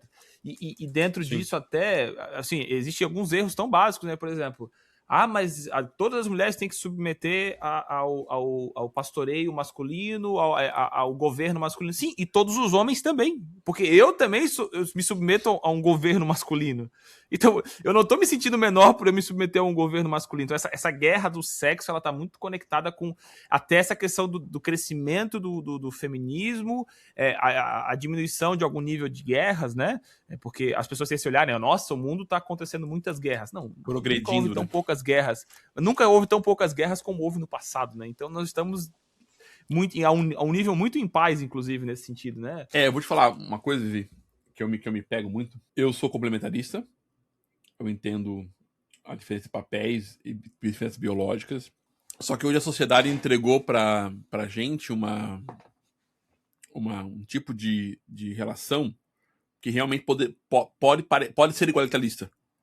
Que a mulher pode trabalhar em quase todas as coisas. Né? Que o papel de segurança do homem no sentido físico é questionável, porque ele também, pelo Estado, foi preso, né? Ele nem pode mais defender sua esposa como poderia, talvez, defender há 100 anos atrás. Né? E tantas outras coisas que faz a gente perder a realidade dos papéis. Né? E aí vem uma resposta. Eu vou usar um termo, eu não queria falar mal. Eu não quero falar mal, tá? Mas vem o pessoal subindo a montanha. O pessoal subindo uma montanha e definindo masculinidade de um ponto de vista um pouco mais estético do que bíblico. Uma coisa um pouco mais coach do papel do homem, do que como o homem deve ser, a força e a energia masculina. Que eu entendo que encontra ressonância numa realidade bíblica, mas que eu acho que passa um pouco da coisa, né? Tratando o homem como se fosse um ser especial também. Né? Como a autoridade masculina fosse uma coisa automaticamente boa. Como se o pecado não estivesse ali também. Eu percebo que existe esse lugar, assim, existe o feminismo e existe o movimento conservador tentando dar respostas para a coisa do feminismo na igreja, entendeu? Mas essas respostas eu fico assim, cara, não me parecem tão bíblicas também. Assim, elas parecem acertar um pouco mais de alguns níveis, mas talvez por causa dos meus olhos já maculados pelo pecado. Mas no fundo também não entrega pra mulher a dignidade que Deus entrega pra ela, entende? Não sei se tu consegue entender o que eu tô falando. Ô, John, assim, ó, de todos esses extremos, a gente precisa escapar. Nenhum extremo é bom, nenhum excesso é bom. E o equilíbrio desses extremos é Cristo. Então, eu culpo a liderança da igreja porque os homens precisam sair para subir na montanha. Eu culpo a liderança da igreja porque as mulheres se submetem ao ponto de apanhar em casa e achar que a culpa é delas. Eu culpo a liderança da igreja que não ensina que sermos seres complementares nos torna interdependentes. E isso é uma eclesiologia ruim, porque se eu entendo que a igreja é um corpo, esquece a metáfora, cara. Pensa literalmente o corpo de Cristo em que nós estamos quando Cristo foi crucificado. A Bíblia traz essa imagem para nós. Nós fomos crucificados com Cristo. Isso é espiritual e se você parar para perceber, isso é literal, porque nós participamos daquela crucificação. Aquele corpo é o corpo que nós fazemos parte. Quando o seu dedinho mindinho do pé tem câncer, você não diz... Alguém pergunta pra você, você tá bem, John? Então, meu dedinho mindinho do pé tá com câncer. Não, você fala, rapaz, eu tô com câncer. Se você tem um problema de saúde que te afeta um órgão interno, você não fala, eu estou com um problema especificamente no rim do lado direito. Não, eu tô renal. E se a gente não enxerga a igreja a partir dessa integralidade, de maneira holística, a gente fragmenta ela. A gente cria vários pedacinhos, aí a gente cria facções, panelinhas, grupinhos, mulheres, homens, salinha de criança, salinha de jovem, salinha de adolescente, salinha de adulto, salinha... E você vai fragmentando e a gente perde a totalidade da coisa. Então, eu deixo de desfrutar da sabedoria dos mais velhos porque eles estão num outro grupo que não me pertence. Eu deixo de aprender a ter paciência com o filho dos outros porque as crianças estão num outro grupo que não me pertence. Eu deixo de receber ajuda da minha igreja na criação dos meus filhos porque eu sou uma categoria diferente, eu sou mãe. A divorciada, ela não é assistida porque ela é vista como uma doença dentro da igreja que não merece ser cuidada. A viúva vira uma coitada que precisa ser isolada porque o sofrimento dela não cabe a mais ninguém, só a ela. Então, esse problema entre homem e mulher dentro da igreja, essa competitividade nojenta, tóxica, ela parte de uma eclesiologia ruim. E eu vou dizer a você, a gente começa a ver problema na nossa sociedade, realmente, quando a gente vê a virada cultural e social onde surge o Fordismo. A gente vê isso na Primeira Guerra, quando os homens deixam suas casas para defender um ideal e essas mulheres que ficam precisam continuar sustentando suas casas e elas começam a dominar toda a sociedade. Quando esses homens voltam, falidos mentalmente, porque ninguém volta da guerra são, essas mulheres continuam tendo que cuidar de todas as áreas da sociedade. E aí eu vi um teólogo que eu respeito muito esses dias fazendo um comentário que para mim fez total sentido. Ele falou assim, quando você olha na escola, qual é a porcentagem entre meninos e meninas de alunos que mais dão problema? São os meninos. Os meninos, geralmente... E aí ele mostrou lá, ele apontou um estudo que diz que 86% das crianças que dão trabalho na escola, que vão parar na sala da diretoria, são meninos. E ele fala o seguinte, pedagogia é um curso para homem ou para mulher? Sim. Se nós tivéssemos mais pedagogos, esses meninos teriam mais referência. Então, porque as mulheres dominaram certas áreas da sociedade que são consideradas áreas femininas, os meninos perderam suas referências. Então, você vai na creche, não tem. Até na igreja, você não vê voluntário homem querendo dar aula na salinha das crianças. E sabe quem que devia estar dando aula na salinha das crianças? Os presbíteros capacitados. Porque criança também precisa aprender teologia. E a tiazinha da salinha das crianças, a tiazinha que nunca leu uma confissão de fé, tá lá ensinando seus filhos sobre fé.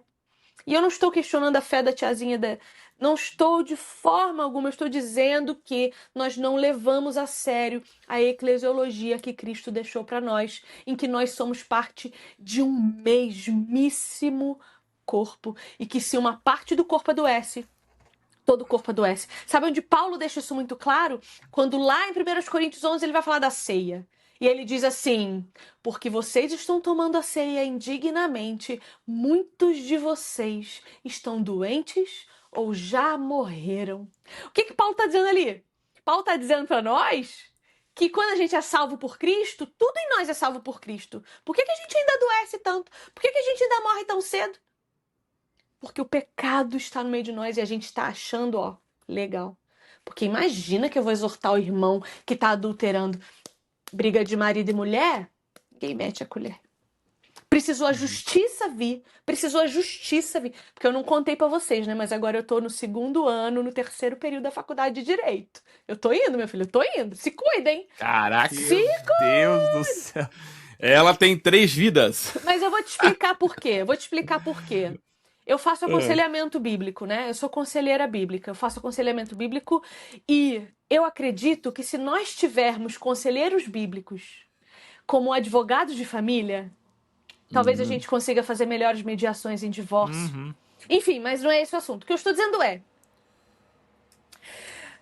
precisou vir a justiça para dizer que você não precisa denunciar o seu marido quando ele te bate. um vizinho pode fazer isso em seu nome. Porque antigamente, e é vergonhoso que lares evangélicos tenham um índice de violência doméstica altíssimo, em especial nos lares pentecostais e neopentecostais, que isso fique claro. Até por uma questão social, né? Justamente, exatamente por causa da questão periférica. As igrejas pentecostais estão lá, as assembleias têm esse... Hoje eu não sei mais como é que funciona, mas a assembleia era assim. Plantou uma Assembleia de Deus, deu 150 membros, abre outra, não acumula não. Abre outra, abre outra. Então você vai em qualquer lugar do mundo, tem lá uma Assembleia de Deus, né?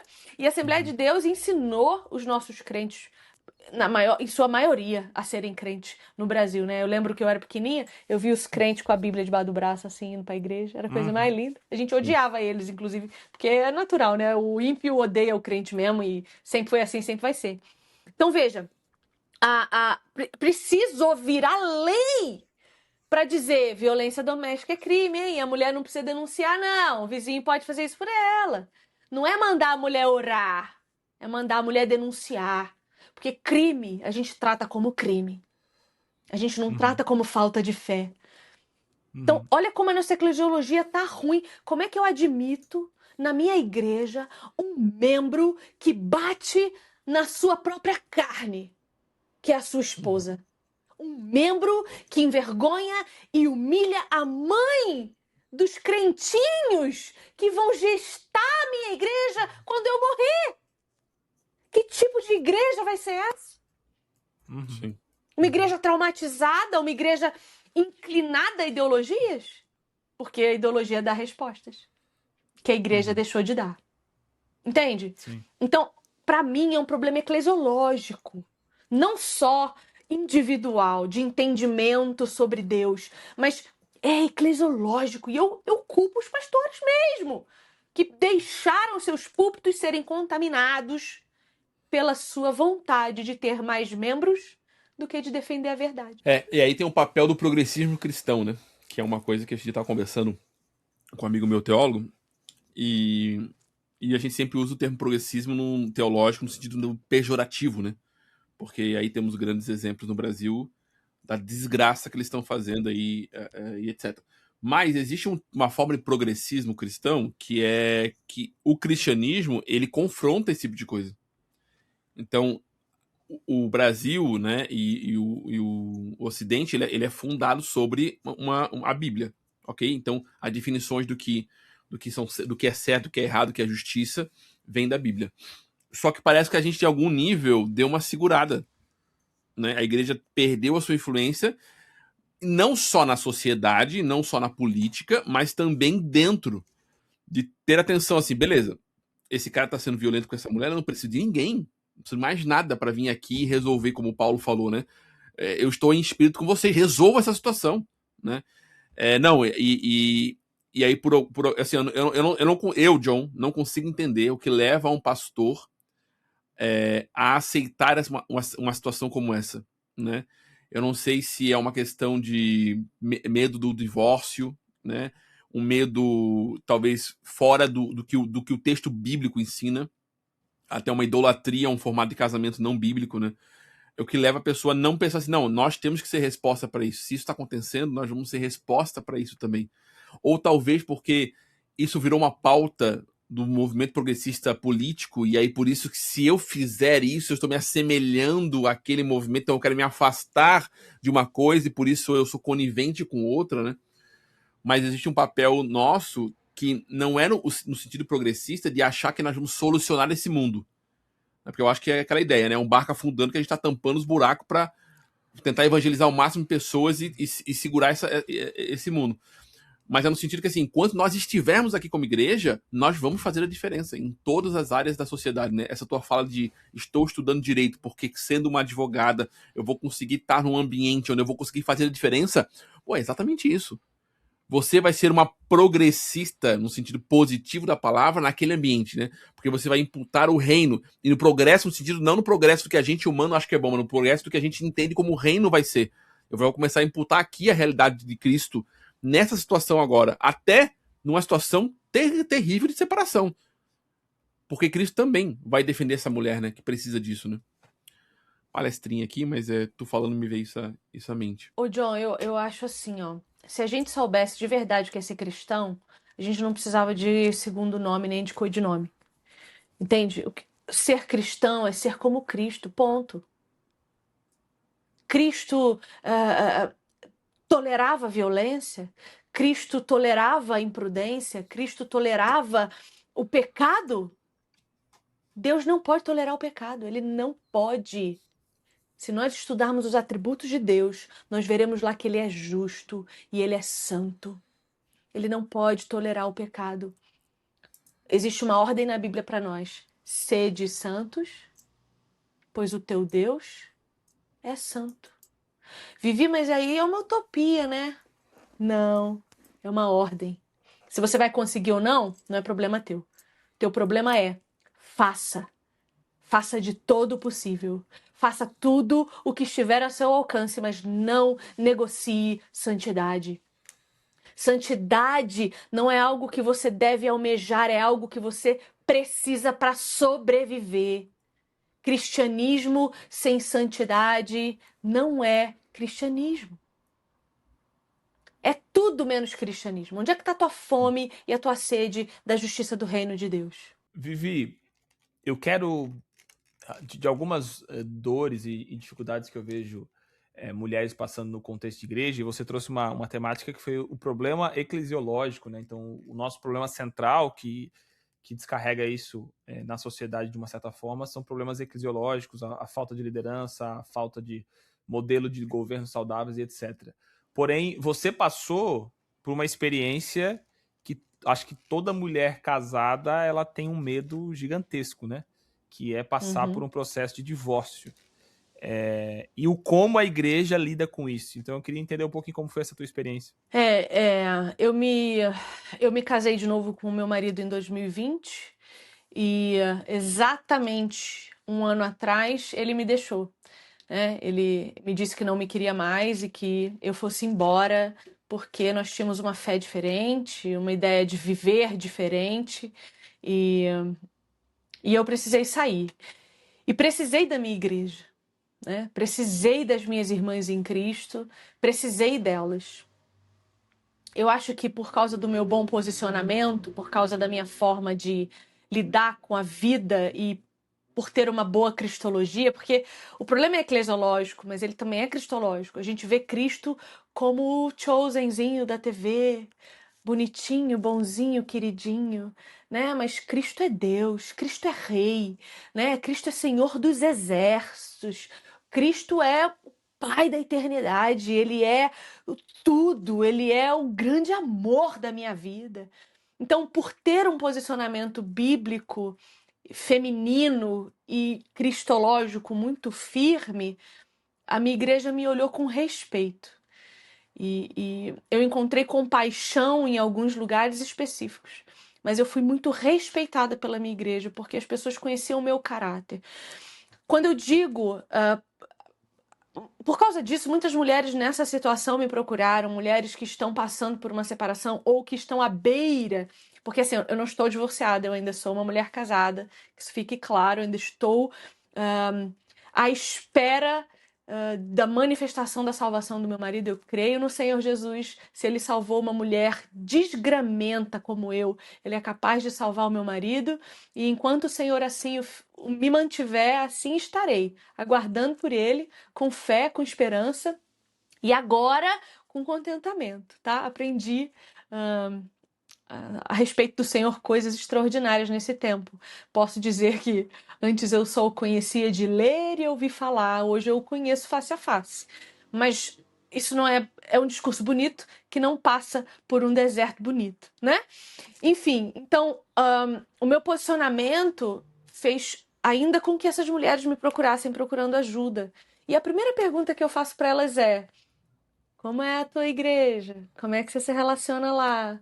E os teus pastores? E geralmente, queridos, essas mulheres não têm igreja, essas mulheres, os pastores nem sabem do que está acontecendo, elas não têm um relacionamento com as mulheres da igreja delas. Ou seja, já estão erradas desde antes.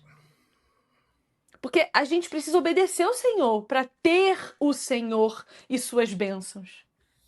Mas a gente só procura Deus quando a casa caiu, quando o bicho já pegou, quando geralmente a solução do problema é só um milagre mesmo, porque a gente tem esse hábito, né? Agora só por Deus. Não, amor. Desde o princípio só por Deus. Sim. Desde o teu abrir os olhos e respirar até tudo. Quer você levante ou sente, o Senhor está em seu derredor. Então, a minha experiência com a minha igreja local não foi ruim, pelo contrário, eu fui muito amada pela minha igreja, continuo sendo muito cuidada pela minha igreja, mas porque conquistei o amor da minha igreja, porque servi a minha igreja antes de ser servida por ela, porque estive lá nos momentos bons e ruins, porque amei o meu pastor, servi a sua casa, e aí a recíproca veio, né? A gente não pode chegar na igreja achando que as pessoas vão, né, se render aos nossos pés. Não é assim. A gente precisa estar na igreja para ser igreja e para desfrutar da igreja. Então, eclesiologia e cristologia. Se eu entendo que Cristo é um corpo e me salvou para fazer parte desse corpo, eu preciso estar nesse corpo e me relacionar com esse corpo de maneira saudável, para que as juntas e as medulas tenham um bom funcionamento, né? Então, precisa de teologia na vida da mulher, né, gente? A gente está fracassando não só como mulher, mas como filhas. Filhas de Deus. Aí eu falo que se a mulher se posiciona como filha de Deus, de verdade, obedecendo, né, se submetendo, porque a gente reclama de ser submissa, mas se a gente quer ser parecida com Cristo, o que a gente mais vai ser é submisso. Porque foi só o que ele fez em toda a sua vida, se submeter ao Pai. Sim. Né? Então, se a gente se posiciona desse jeito, como filhas amadas, salvas, santas, redimidas, o Senhor resolve tudo em nosso derredor. Nem sempre do jeito que a gente gostaria. Eu gostaria que meu marido estivesse comigo, né? Mas meu marido hoje nem parte da igreja de Cristo faz mais. Mas eu creio, Senhor. Eu ainda vou voltar aqui, vou falar, John, me chama pro podcast lá de novo, que agora eu vou falar que meu marido foi salvo. Vocês vão ver só. Amém. E assim, ó. E pra você, amiga, porque é muito difícil, né? O termo ser abandonada, né? E eu acredito que você recebe muitas mulheres, né? Também nessa situação. Quais são os desafios que essas mulheres enfrentam internamente, entendeu? Nessa situação, quais são os dilemas teológicos que elas têm, porque aí vai aquele dilema, separação é pecado, então eu estou em pecado. Tu tem uma construção, né, teológica sobre isso? Assim, ó. A gente passa a nossa vida, John, e eu, né? Vou falar por mim, tá? E aí vocês, se vocês se identificarem, se as mulheres que estão assistindo a gente se identificarem, amém. Eu passei toda a minha vida experimentando a rejeição e me blindando contra a rejeição.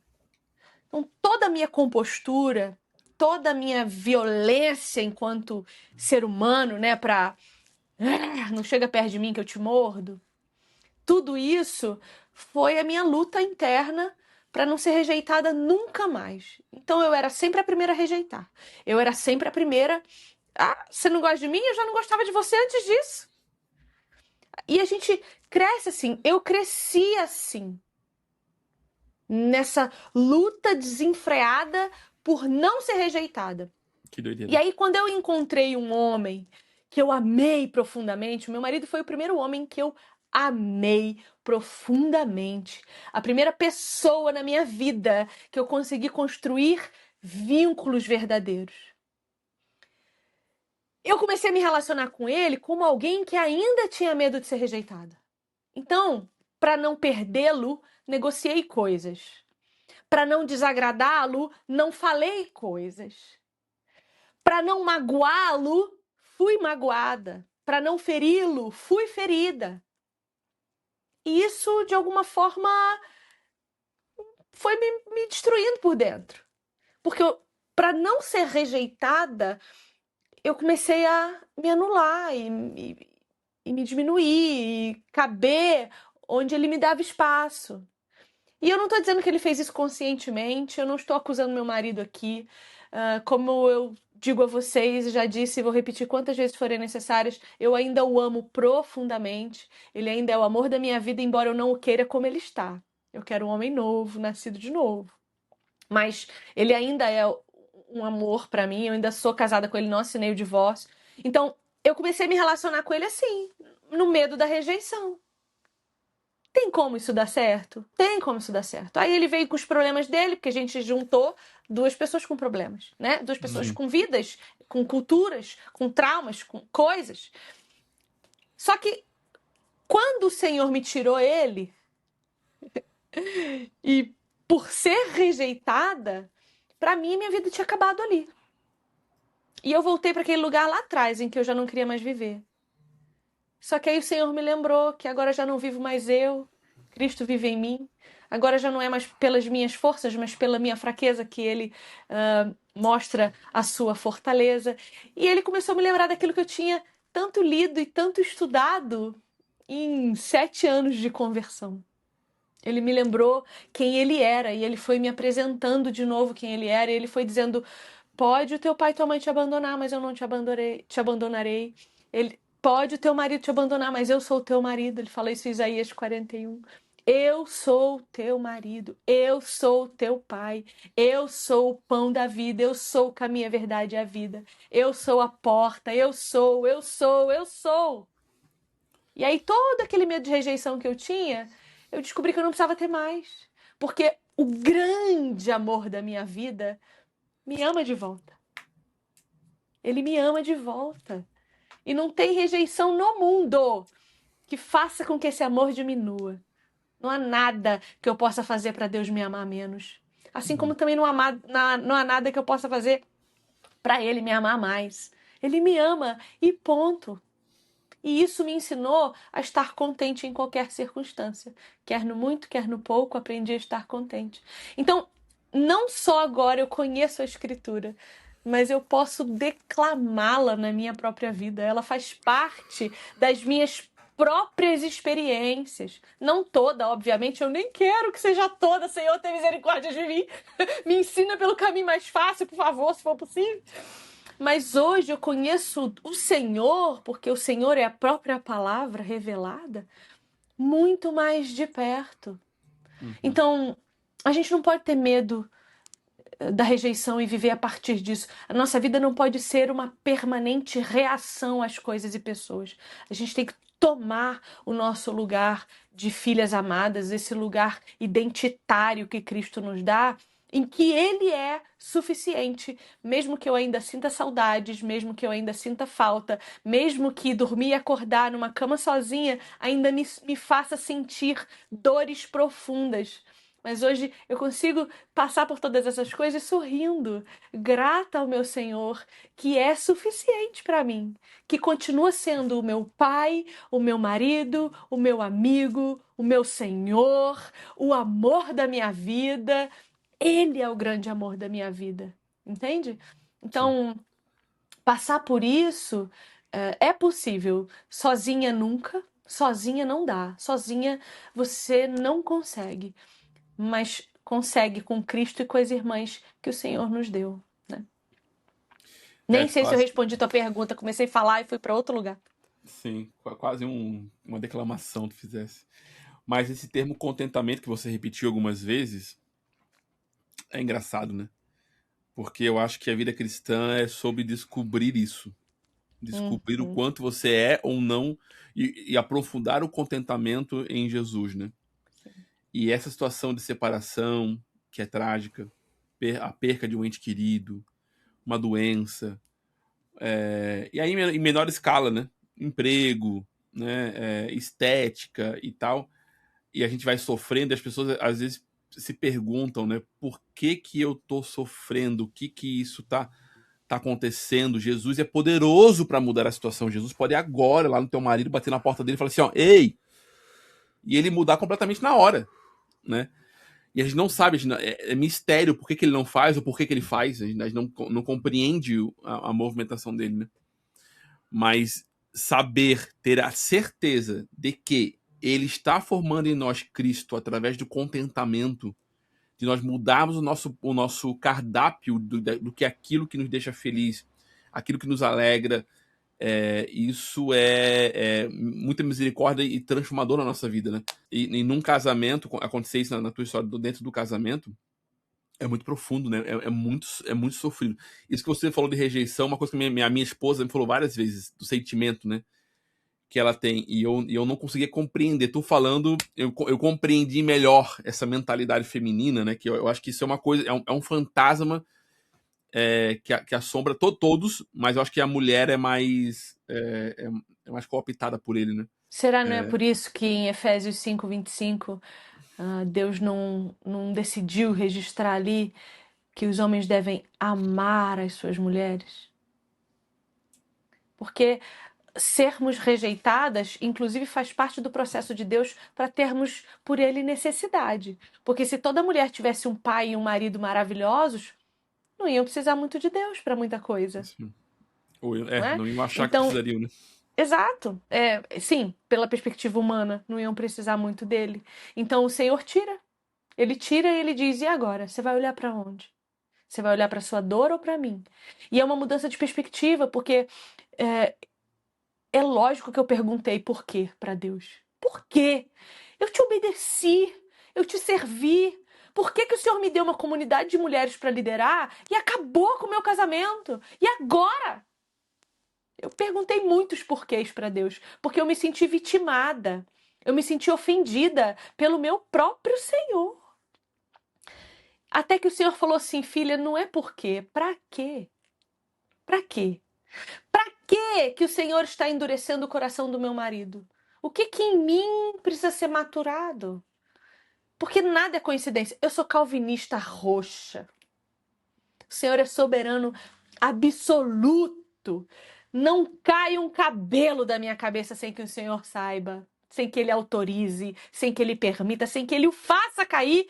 Então, o meu casamento terminou, quer dizer, ainda não terminou, tá? Ainda estou casada. Eu vou repetir isso até, meu Deus, tem misericórdia de mim. Mas veja, as coisas estão como estão porque aprove ao Senhor que assim o fosse. E não é por quê, é pra quê. Uhum. Escutei isso de uma amiga hoje. Ela falou assim: Viviane, você percebe o que Deus mudou aí na sua vida? Eu falei assim: eu acho que hoje eu tô chorando um pouco menos do que 6 meses atrás. Ela falou assim: não, você hoje é uma mulher mais sóbria. Você antes era muito mais 880, ferro e fogo. Hoje você consegue olhar mais sóbria para a dor do outro, para a circunstância que te acomete. Então a sobriedade é uma consequência boa. O louco que quando você... João Batista, né? Quem somos nós comparado a João Batista, né? E João Batista preso, ele manda perguntar, né? É você a quem nós esperamos ou devemos esperar outro, né? E o que me pegou nessa questão do João Batista ali é que ele esperava que Jesus fizesse coisas que decepcionaram, né? Quando Jesus responde, né? Quem se decepcionar, Jesus vai dar resposta sobre isso. Então ele esperava coisas de Jesus que Jesus não estava fazendo, ele estava preso. Ele era o cara que abriu o caminho, ele era esperado, ele no ventre, né? Ele já reagiu a Jesus, já foi tocado pelo Espírito Santo. E aí ele tá preso. E uma coisa que me pegou nessa passagem de João Batista, que eu tava pensando sobre isso, é que analisa, porque se ele tá questionando se Jesus é quem é, ou deveria esperar outro, o que ele tá pensando dele mesmo? Todas aquelas promessas, o que ele fez até ali, aquilo ali estava dizendo que ele não era quem ele era. A identidade dele estava acabada. É muito isso. Nossa, eu questionei muito o meu caráter. Questionei muito se eu realmente era uma mulher cristã. Questionei, eu falei, não é possível que se eu sou filha amada do Senhor, o Senhor vai fazer isso comigo. Casamento, que não é uma sacralidade como os nossos apostólicos romanos tratam, mas que é desde o princípio, o casamento é desde o princípio. Então quer dizer que eu não sou tão amada quanto eu pensei. Algo profundamente no coração de Jesus, né? Algo profundo no coração. Uma amiga minha tá tentando engravidar. Eles estão com muitas dificuldades. E descobriram recentemente que as dificuldades estão piores e a indicação que eles façam o FIV, né? E ela tá profundamente triste. E a questão dela é: Jesus poderia resolver isso agora. Porque ele é meu pai. Por que ele não resolve isso? Eu vou ter que fazer isso por métodos que eu nem sei se eu deveria utilizar. Mas esse é o problema, John. Tá claro que Deus não quer. Por que que ela ainda tá insistindo? O A ponto. gente insiste em bater em portas que o Senhor já deixou claro que Ele não vai abrir enquanto a gente não parar de se espernear. Sim. É Sim. Deus que abre a madre, é Ele que fecha. É Ele, é Ele. É claro, se você tem problemas hormonais, né? Seu corpo às vezes está com problema na tireoide, está com problema endometriose, trate a sua saúde. Agora, brincar de Deus. E é engraçado porque a pessoa quer ter filho e não consegue. Ela entra na fila de adoção. Já conhece essa história? Ela entra na fila da adoção. Aí a adoção sai. Ela pega a criança no colo. Oh, meu Deus, tô grávida. Porque ela parou de idolatrar uma coisa que Deus não tinha para ela. Sim. Nós fazemos daquilo que é bom ídolos. Olha que loucura. E aí a gente brinca de arquiteto junto com Deus, querendo formar coisas onde Deus já deixou claro que Ele não vai formar. Isso é grave, John. Isso é a nossa arrogância querendo tomar o lugar de Deus. Isso é muito grave. Eu tava lendo a Bíblia ontem. Tu lê Bíblia, John? Jura? Para, rapaz. Leio.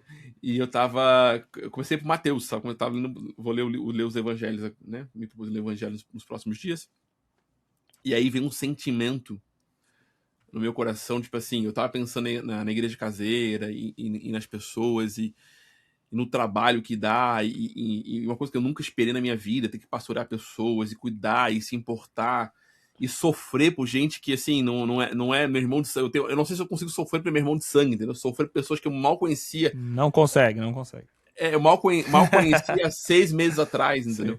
Uhum. E Jesus tá formando isso. E eu falei assim, cara, isso é uma formação do coração de Cristo em mim. Porque ali me deu uma tristeza na hora. Eu falei assim, cara, eu entrei num lugar aqui em Jesus agora que passou uma linha do horizonte que não tem mais volta. Entendeu? Eu não consigo mais voltar. Não, deixa eu tiver a minha vida comum. O que eu vi até agora de Jesus, o que ele fez na minha vida, eu passei da linha do horizonte. E aí eu falei assim, cara, eu preciso ser satisfeito em Jesus com isso aqui. Sim. Lendo a palavra dele, ouvindo ele, percebendo ele e percebendo que eu estou construindo nele algo para a eternidade. Eu não vou receber aqui o benefício dessas incomodações que um pastor tem, assim. Hoje me deu, eu tava chorando ouvindo uma música, falando assim, cara, eu vou religar pros pastores que eu já fui pastoreado e vou reagradecer eles. Falei, gente, vocês se incomodaram por uma coisa que vocês não tiveram benefício nenhum. Pelo contrário. Mas aí, ô John, deixa eu te dar uma perspectiva. Posso, John, Por favor. te aconselhar? Deixa eu te aconselhar. Por favor. Vou te dar uma perspectiva que talvez te ajude com isso. Quando Jesus vai encontrar com Marta e Maria, porque seu irmão Lázaro tinha morrido já fazia 4 dias, ele se encontra com elas e ele chora. Para mim, é o texto mais lindo de toda a Bíblia e é o mais curto, é João 10:35, 11:35. Acho que é 10. Sou ruim de referência, muito ruim. E diz lá que Jesus chorou. Mas se a gente para pensar mesmo em quem Cristo é, ele não chorou por aquelas pessoas. Ele chorou com elas, o que é completamente diferente.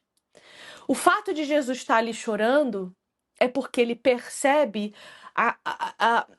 não é que ele percebe, ele vê com os olhos humanos dele o que o pecado faz. Então ele chora com aquelas pessoas, não por elas, por causa do pecado. Porque ele sabia que daqui 5 minutos Lázaro ia sair belíssimo, ainda meio fedido, mas belíssimo daquela tumba. Então, quando você for cuidar de gente, nem sempre você precisa chorar por elas, mas com elas. Sinta o peso do pecado. O que me dói muitas vezes não é ver a vida das mulheres destruídas por causa das escolhas que elas fizeram. É ver o quão o pecado é baixo. Ele é baixo, ele engana, ele mente. E é isso que me leva a chorar. E aí eu acabo chorando com ela. Às vezes você acha que aquela pessoa até merece o que ela está passando. porque a gente é ruim assim. A gente é ruim. Eu sou assim comigo. Ah, você tá passando por isso aí? Você merece. Olha o que você fez. A gente é assim até com a gente. Mas quando eu choro, é por causa daquilo que o pecado faz. Nem sempre é por mim, nem sempre é pelo outro, mas é por ver como isso fere o meu Senhor. Como esse pecado fere o meu Senhor. E olha a consequência disso aqui. Então, nem sempre você precisa chorar por, mas chore com, pelo peso. Entende? Nunca tire os teus olhos de Jesus, mesmo quando você estiver com alguém chorando na tua frente. Porque talvez a tua justiça própria ganhe, talvez a tua indisponibilidade emocional ganhe. Eu sou bem como você. Eu tenho dificuldade de me importar. Eu fui criada num ambiente em que cada um por si, Deus por todos, e você que se vire. Minha tia, eu tenho uma tia que fala que eu já sou independente desde que eu saí da barriga. Eu tive que me virar desde que eu nasci. E ela fala, Viana, eu não sei como é que você chegou até aqui. Como é que você está viva até hoje. Então eu cresci assim. Cada um por si, Deus por todos. Você que se vire. Mas na igreja, não pode ser assim. Então eu preciso olhar para o meu irmão e pensar, Senhor, como é que isso aqui te fere? E isso que fere o meu Senhor, fere o meu coração. E aí eu consigo chorar com o meu irmão. Porque o choro dele fala de um pecado que fere o coração do meu Senhor, que é o grande amor da minha vida. Então, muda a tua perspectiva. Porque daí você vai conseguir olhar de outro ângulo e isso talvez te afete mais, que é o que a gente quer, né? A gente quer ser afetado pela dor e pelo sofrimento que há no mundo. Ô, John, eu queria trazer uma pergunta pra gente finalizar. Com certeza a gente tem que ter outros episódios pra tratar de outras pautas. Nós nem arranhamos a pauta. Não. Nem arranhamos. E falar que eu falo muito, me perdoa. Não, pelo amor de Deus. Isso é muito bom. O ruim é quando fala muito e fala coisa ruim. O bom é quando fala muito e fala coisa boa. Vivi, qual um momento agora, uma mensagem final, um conselho final às mulheres, como o tema foi muito em torno disso, né? Um conselho que você dá para mulheres da igreja brasileira em o que elas devem fazer para se preparar como cristãs, né? Primeiro perguntem-se quem é o Deus que vocês amam. Quem é? Quem? Nomeie esse Deus. Elenque 5 atributos desse Deus. E talvez você se dê conta de que você diz amar alguém que você não conhece. E esse movimento de perceber que você ama um Deus que não é a imagem dele mesmo, mas a sua própria imagem, tem que ser a energia que vai te mover. Né? Questione a sua fé, é importante. Questione a sua fé. Será que eu tenho fé mesmo? Ou será que eu só estou reproduzindo um discurso?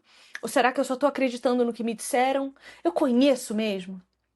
Eu fiz uma pesquisa um tempo atrás, até publiquei no Instagram, 72% dos cristãos nunca leram a Bíblia inteira. Desses 28 que leram, é essa a conta, né? Desses 28 que leram, 52% nunca leram o Antigo Testamento inteiro. E aí eu te pergunto, como é que você entende Mateus sem ler o Antigo Testamento? Como é que você entende João, cara, sem ter lido o Antigo Testamento? Como é que você entende Paulo? Paulo, cada meia palavra que Paulo fala, ele está citando um profeta. Mas escatologia a gente quer discutir. Porque é interessante, é treta, é confusão, é gritaria. Discutir salvação a gente quer. Porque daí é Armínio e Calvino e a igreja se arrebenta. Pra quê? Se você não sabe responder pra mim o que é os 3 ofícios de Cristo. Quais são os 3 ofícios de Jesus? Adão tinha esses ofícios? Se ele tinha, o que aconteceu com a queda? Se Adão tinha, eu tenho. É uma verdade? Se Adão tinha, Cristo tem? Se Cristo tem, o que isso significa? Em Cristo e na minha vida hoje. Entende? Isso é basilar para eu ter uma vida decente. Mas eu não sei responder. Eu não sei olhar para a Escritura e entender, por exemplo, o que é a providência de Deus. Providência de Deus não é pão e água. Providência de Deus vai muito além.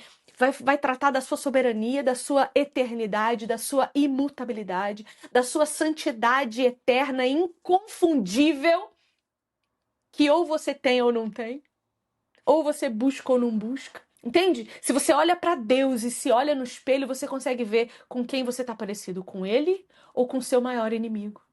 Que nem é um grande inimigo assim, né? Schaeffer dizia que o diabo... Schaeffer ou Lewis, ele dizia que o diabo é um cachorrinho na coleira de Deus. Ele não tem poder nenhum. Então, se você está atribuindo poder ao diabo mais do que ele tem, passando em encruzilhada e pedindo licença para macumba, você não entendeu quem Deus é. Você não entendeu o que significa dizer que maior é o que está em você do que aquele que está no mundo. Então, questione-se. Questione-se e comece a andar com gente que pensa. Para de seguir gente que só diz para você orar, porque se a tua oração não tem base bíblica, ela vai bater no teto da tua casa e ela vai voltar para você. Ela não vai passar. Deus não ouve quem não fala a língua dele. Então, questione-se. Ande com gente que pensa. Busque saber quem Deus é. Só isso aí, filho, já é trabalho para a vida inteira. E aí, a musiquinha da criança, que a gente canta para criança. Leia a Bíblia e faça oração. Faça oração. É isso. Ler Bíblia, orar e jejuar, pra gente parar de dizer que crente não bebe, mas come, né? Porque isso é pecado do mesmo jeito. Déficit calórico, um pouquinho, né? Uma coisa que tu falou interessante. O Larry Crabb, né, aquele livro que ele escreveu quando tava com câncer. Silêncio de Adão? Não. É mais velho, ele tava bem velhinho já. Ele vai falar dos 3 tipos de cristão, né? O primeiro é o ideal, que tem uma vida voltada para a eternidade, e os outros 2, né, o terceiro tá lascado, mas é crente, e o do meio vive perdido nos seus vícios, né? E ele fala, cara, os outros 2 eu indico que vocês desesperadamente andem com o primeiro grupo, porque ao ver cristãos genuínos vivendo, vocês vão perceber, né, Jesus e tal, né? E aí uma coisa que eu diria para as mulheres que estão nos ouvindo, eu não sou a Viviane, mas o que eu percebo, entre tanto homens quanto mulheres, a gente gosta muito da nossa vida, a gente gosta muito das coisas do mundo, a gente tem muito interesse em tudo nas redes sociais, porque a gente não conhece a grandeza e profundidade da palavra de Deus, não conhece as maravilhas, né, do que o Senhor fez e está fazendo e vai fazer. E é por isso que a gente realmente vive uma vida se arrastando pelo diabo, né? Porque a gente não consegue degustar hoje, porque já é disponível hoje, não é só futuro, agora. Você pode ter prazer agora em Jesus. E é maravilhoso, né? Legal, o John acabou de fazer o mansplaining, para vocês que não estão aqui agora.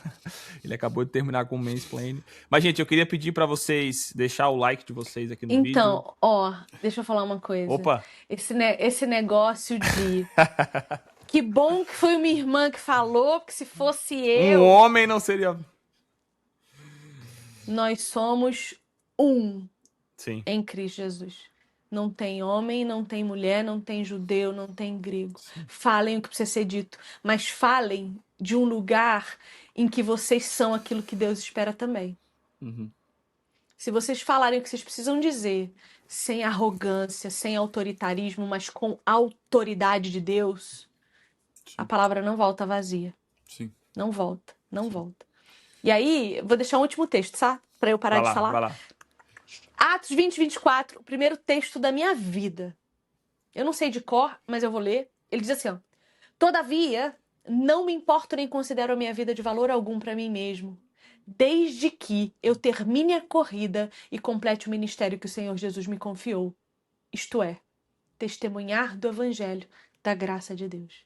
Enquanto a sua vida for mais preciosa que Jesus, sua vida vai continuar do jeito que está. Que Jesus seja o grande amor da sua vida. É o que eu desejo para as mulheres e para vocês também, homens e, enfim, Por todo favor. mundo. Muito bom. Muito bom. Sem palavras, eu estou aqui. Eu acho que eu não tenho mais nem que falar nada, John. Se terminar na frase dela, acabou. Larga o microfone e vambora. Drop the mic. Se você é homem, está aqui, curta e comente. Eu sou homem e aprendi com a Viviane Enes. Yes. Não, não fale isso não, que eu não posso ensinar homem na igreja. Ah, vai te lascar. Ela Não é você, a palavra de Deus através de você. Me respeita. Por isso que você é completamente estreita na igreja, entendeu? Agora, fora da igreja. Eu não Aqui sei é se eu podcast. sou... Eu não sei se eu sou muito estreita, não. Eu sou um pouco lá, um pouco cá. Mas outro dia a gente conversa sobre isso. Ok, então. Se você quer Fechou, saber um gente. pouquinho mais sobre o que são esses termos, assista o podcast com a Carol Bason, onde ela explicou cada um deles. Deus abençoe, gente. Até mais. Estamos juntos. Um beijo! Tchau, tchau.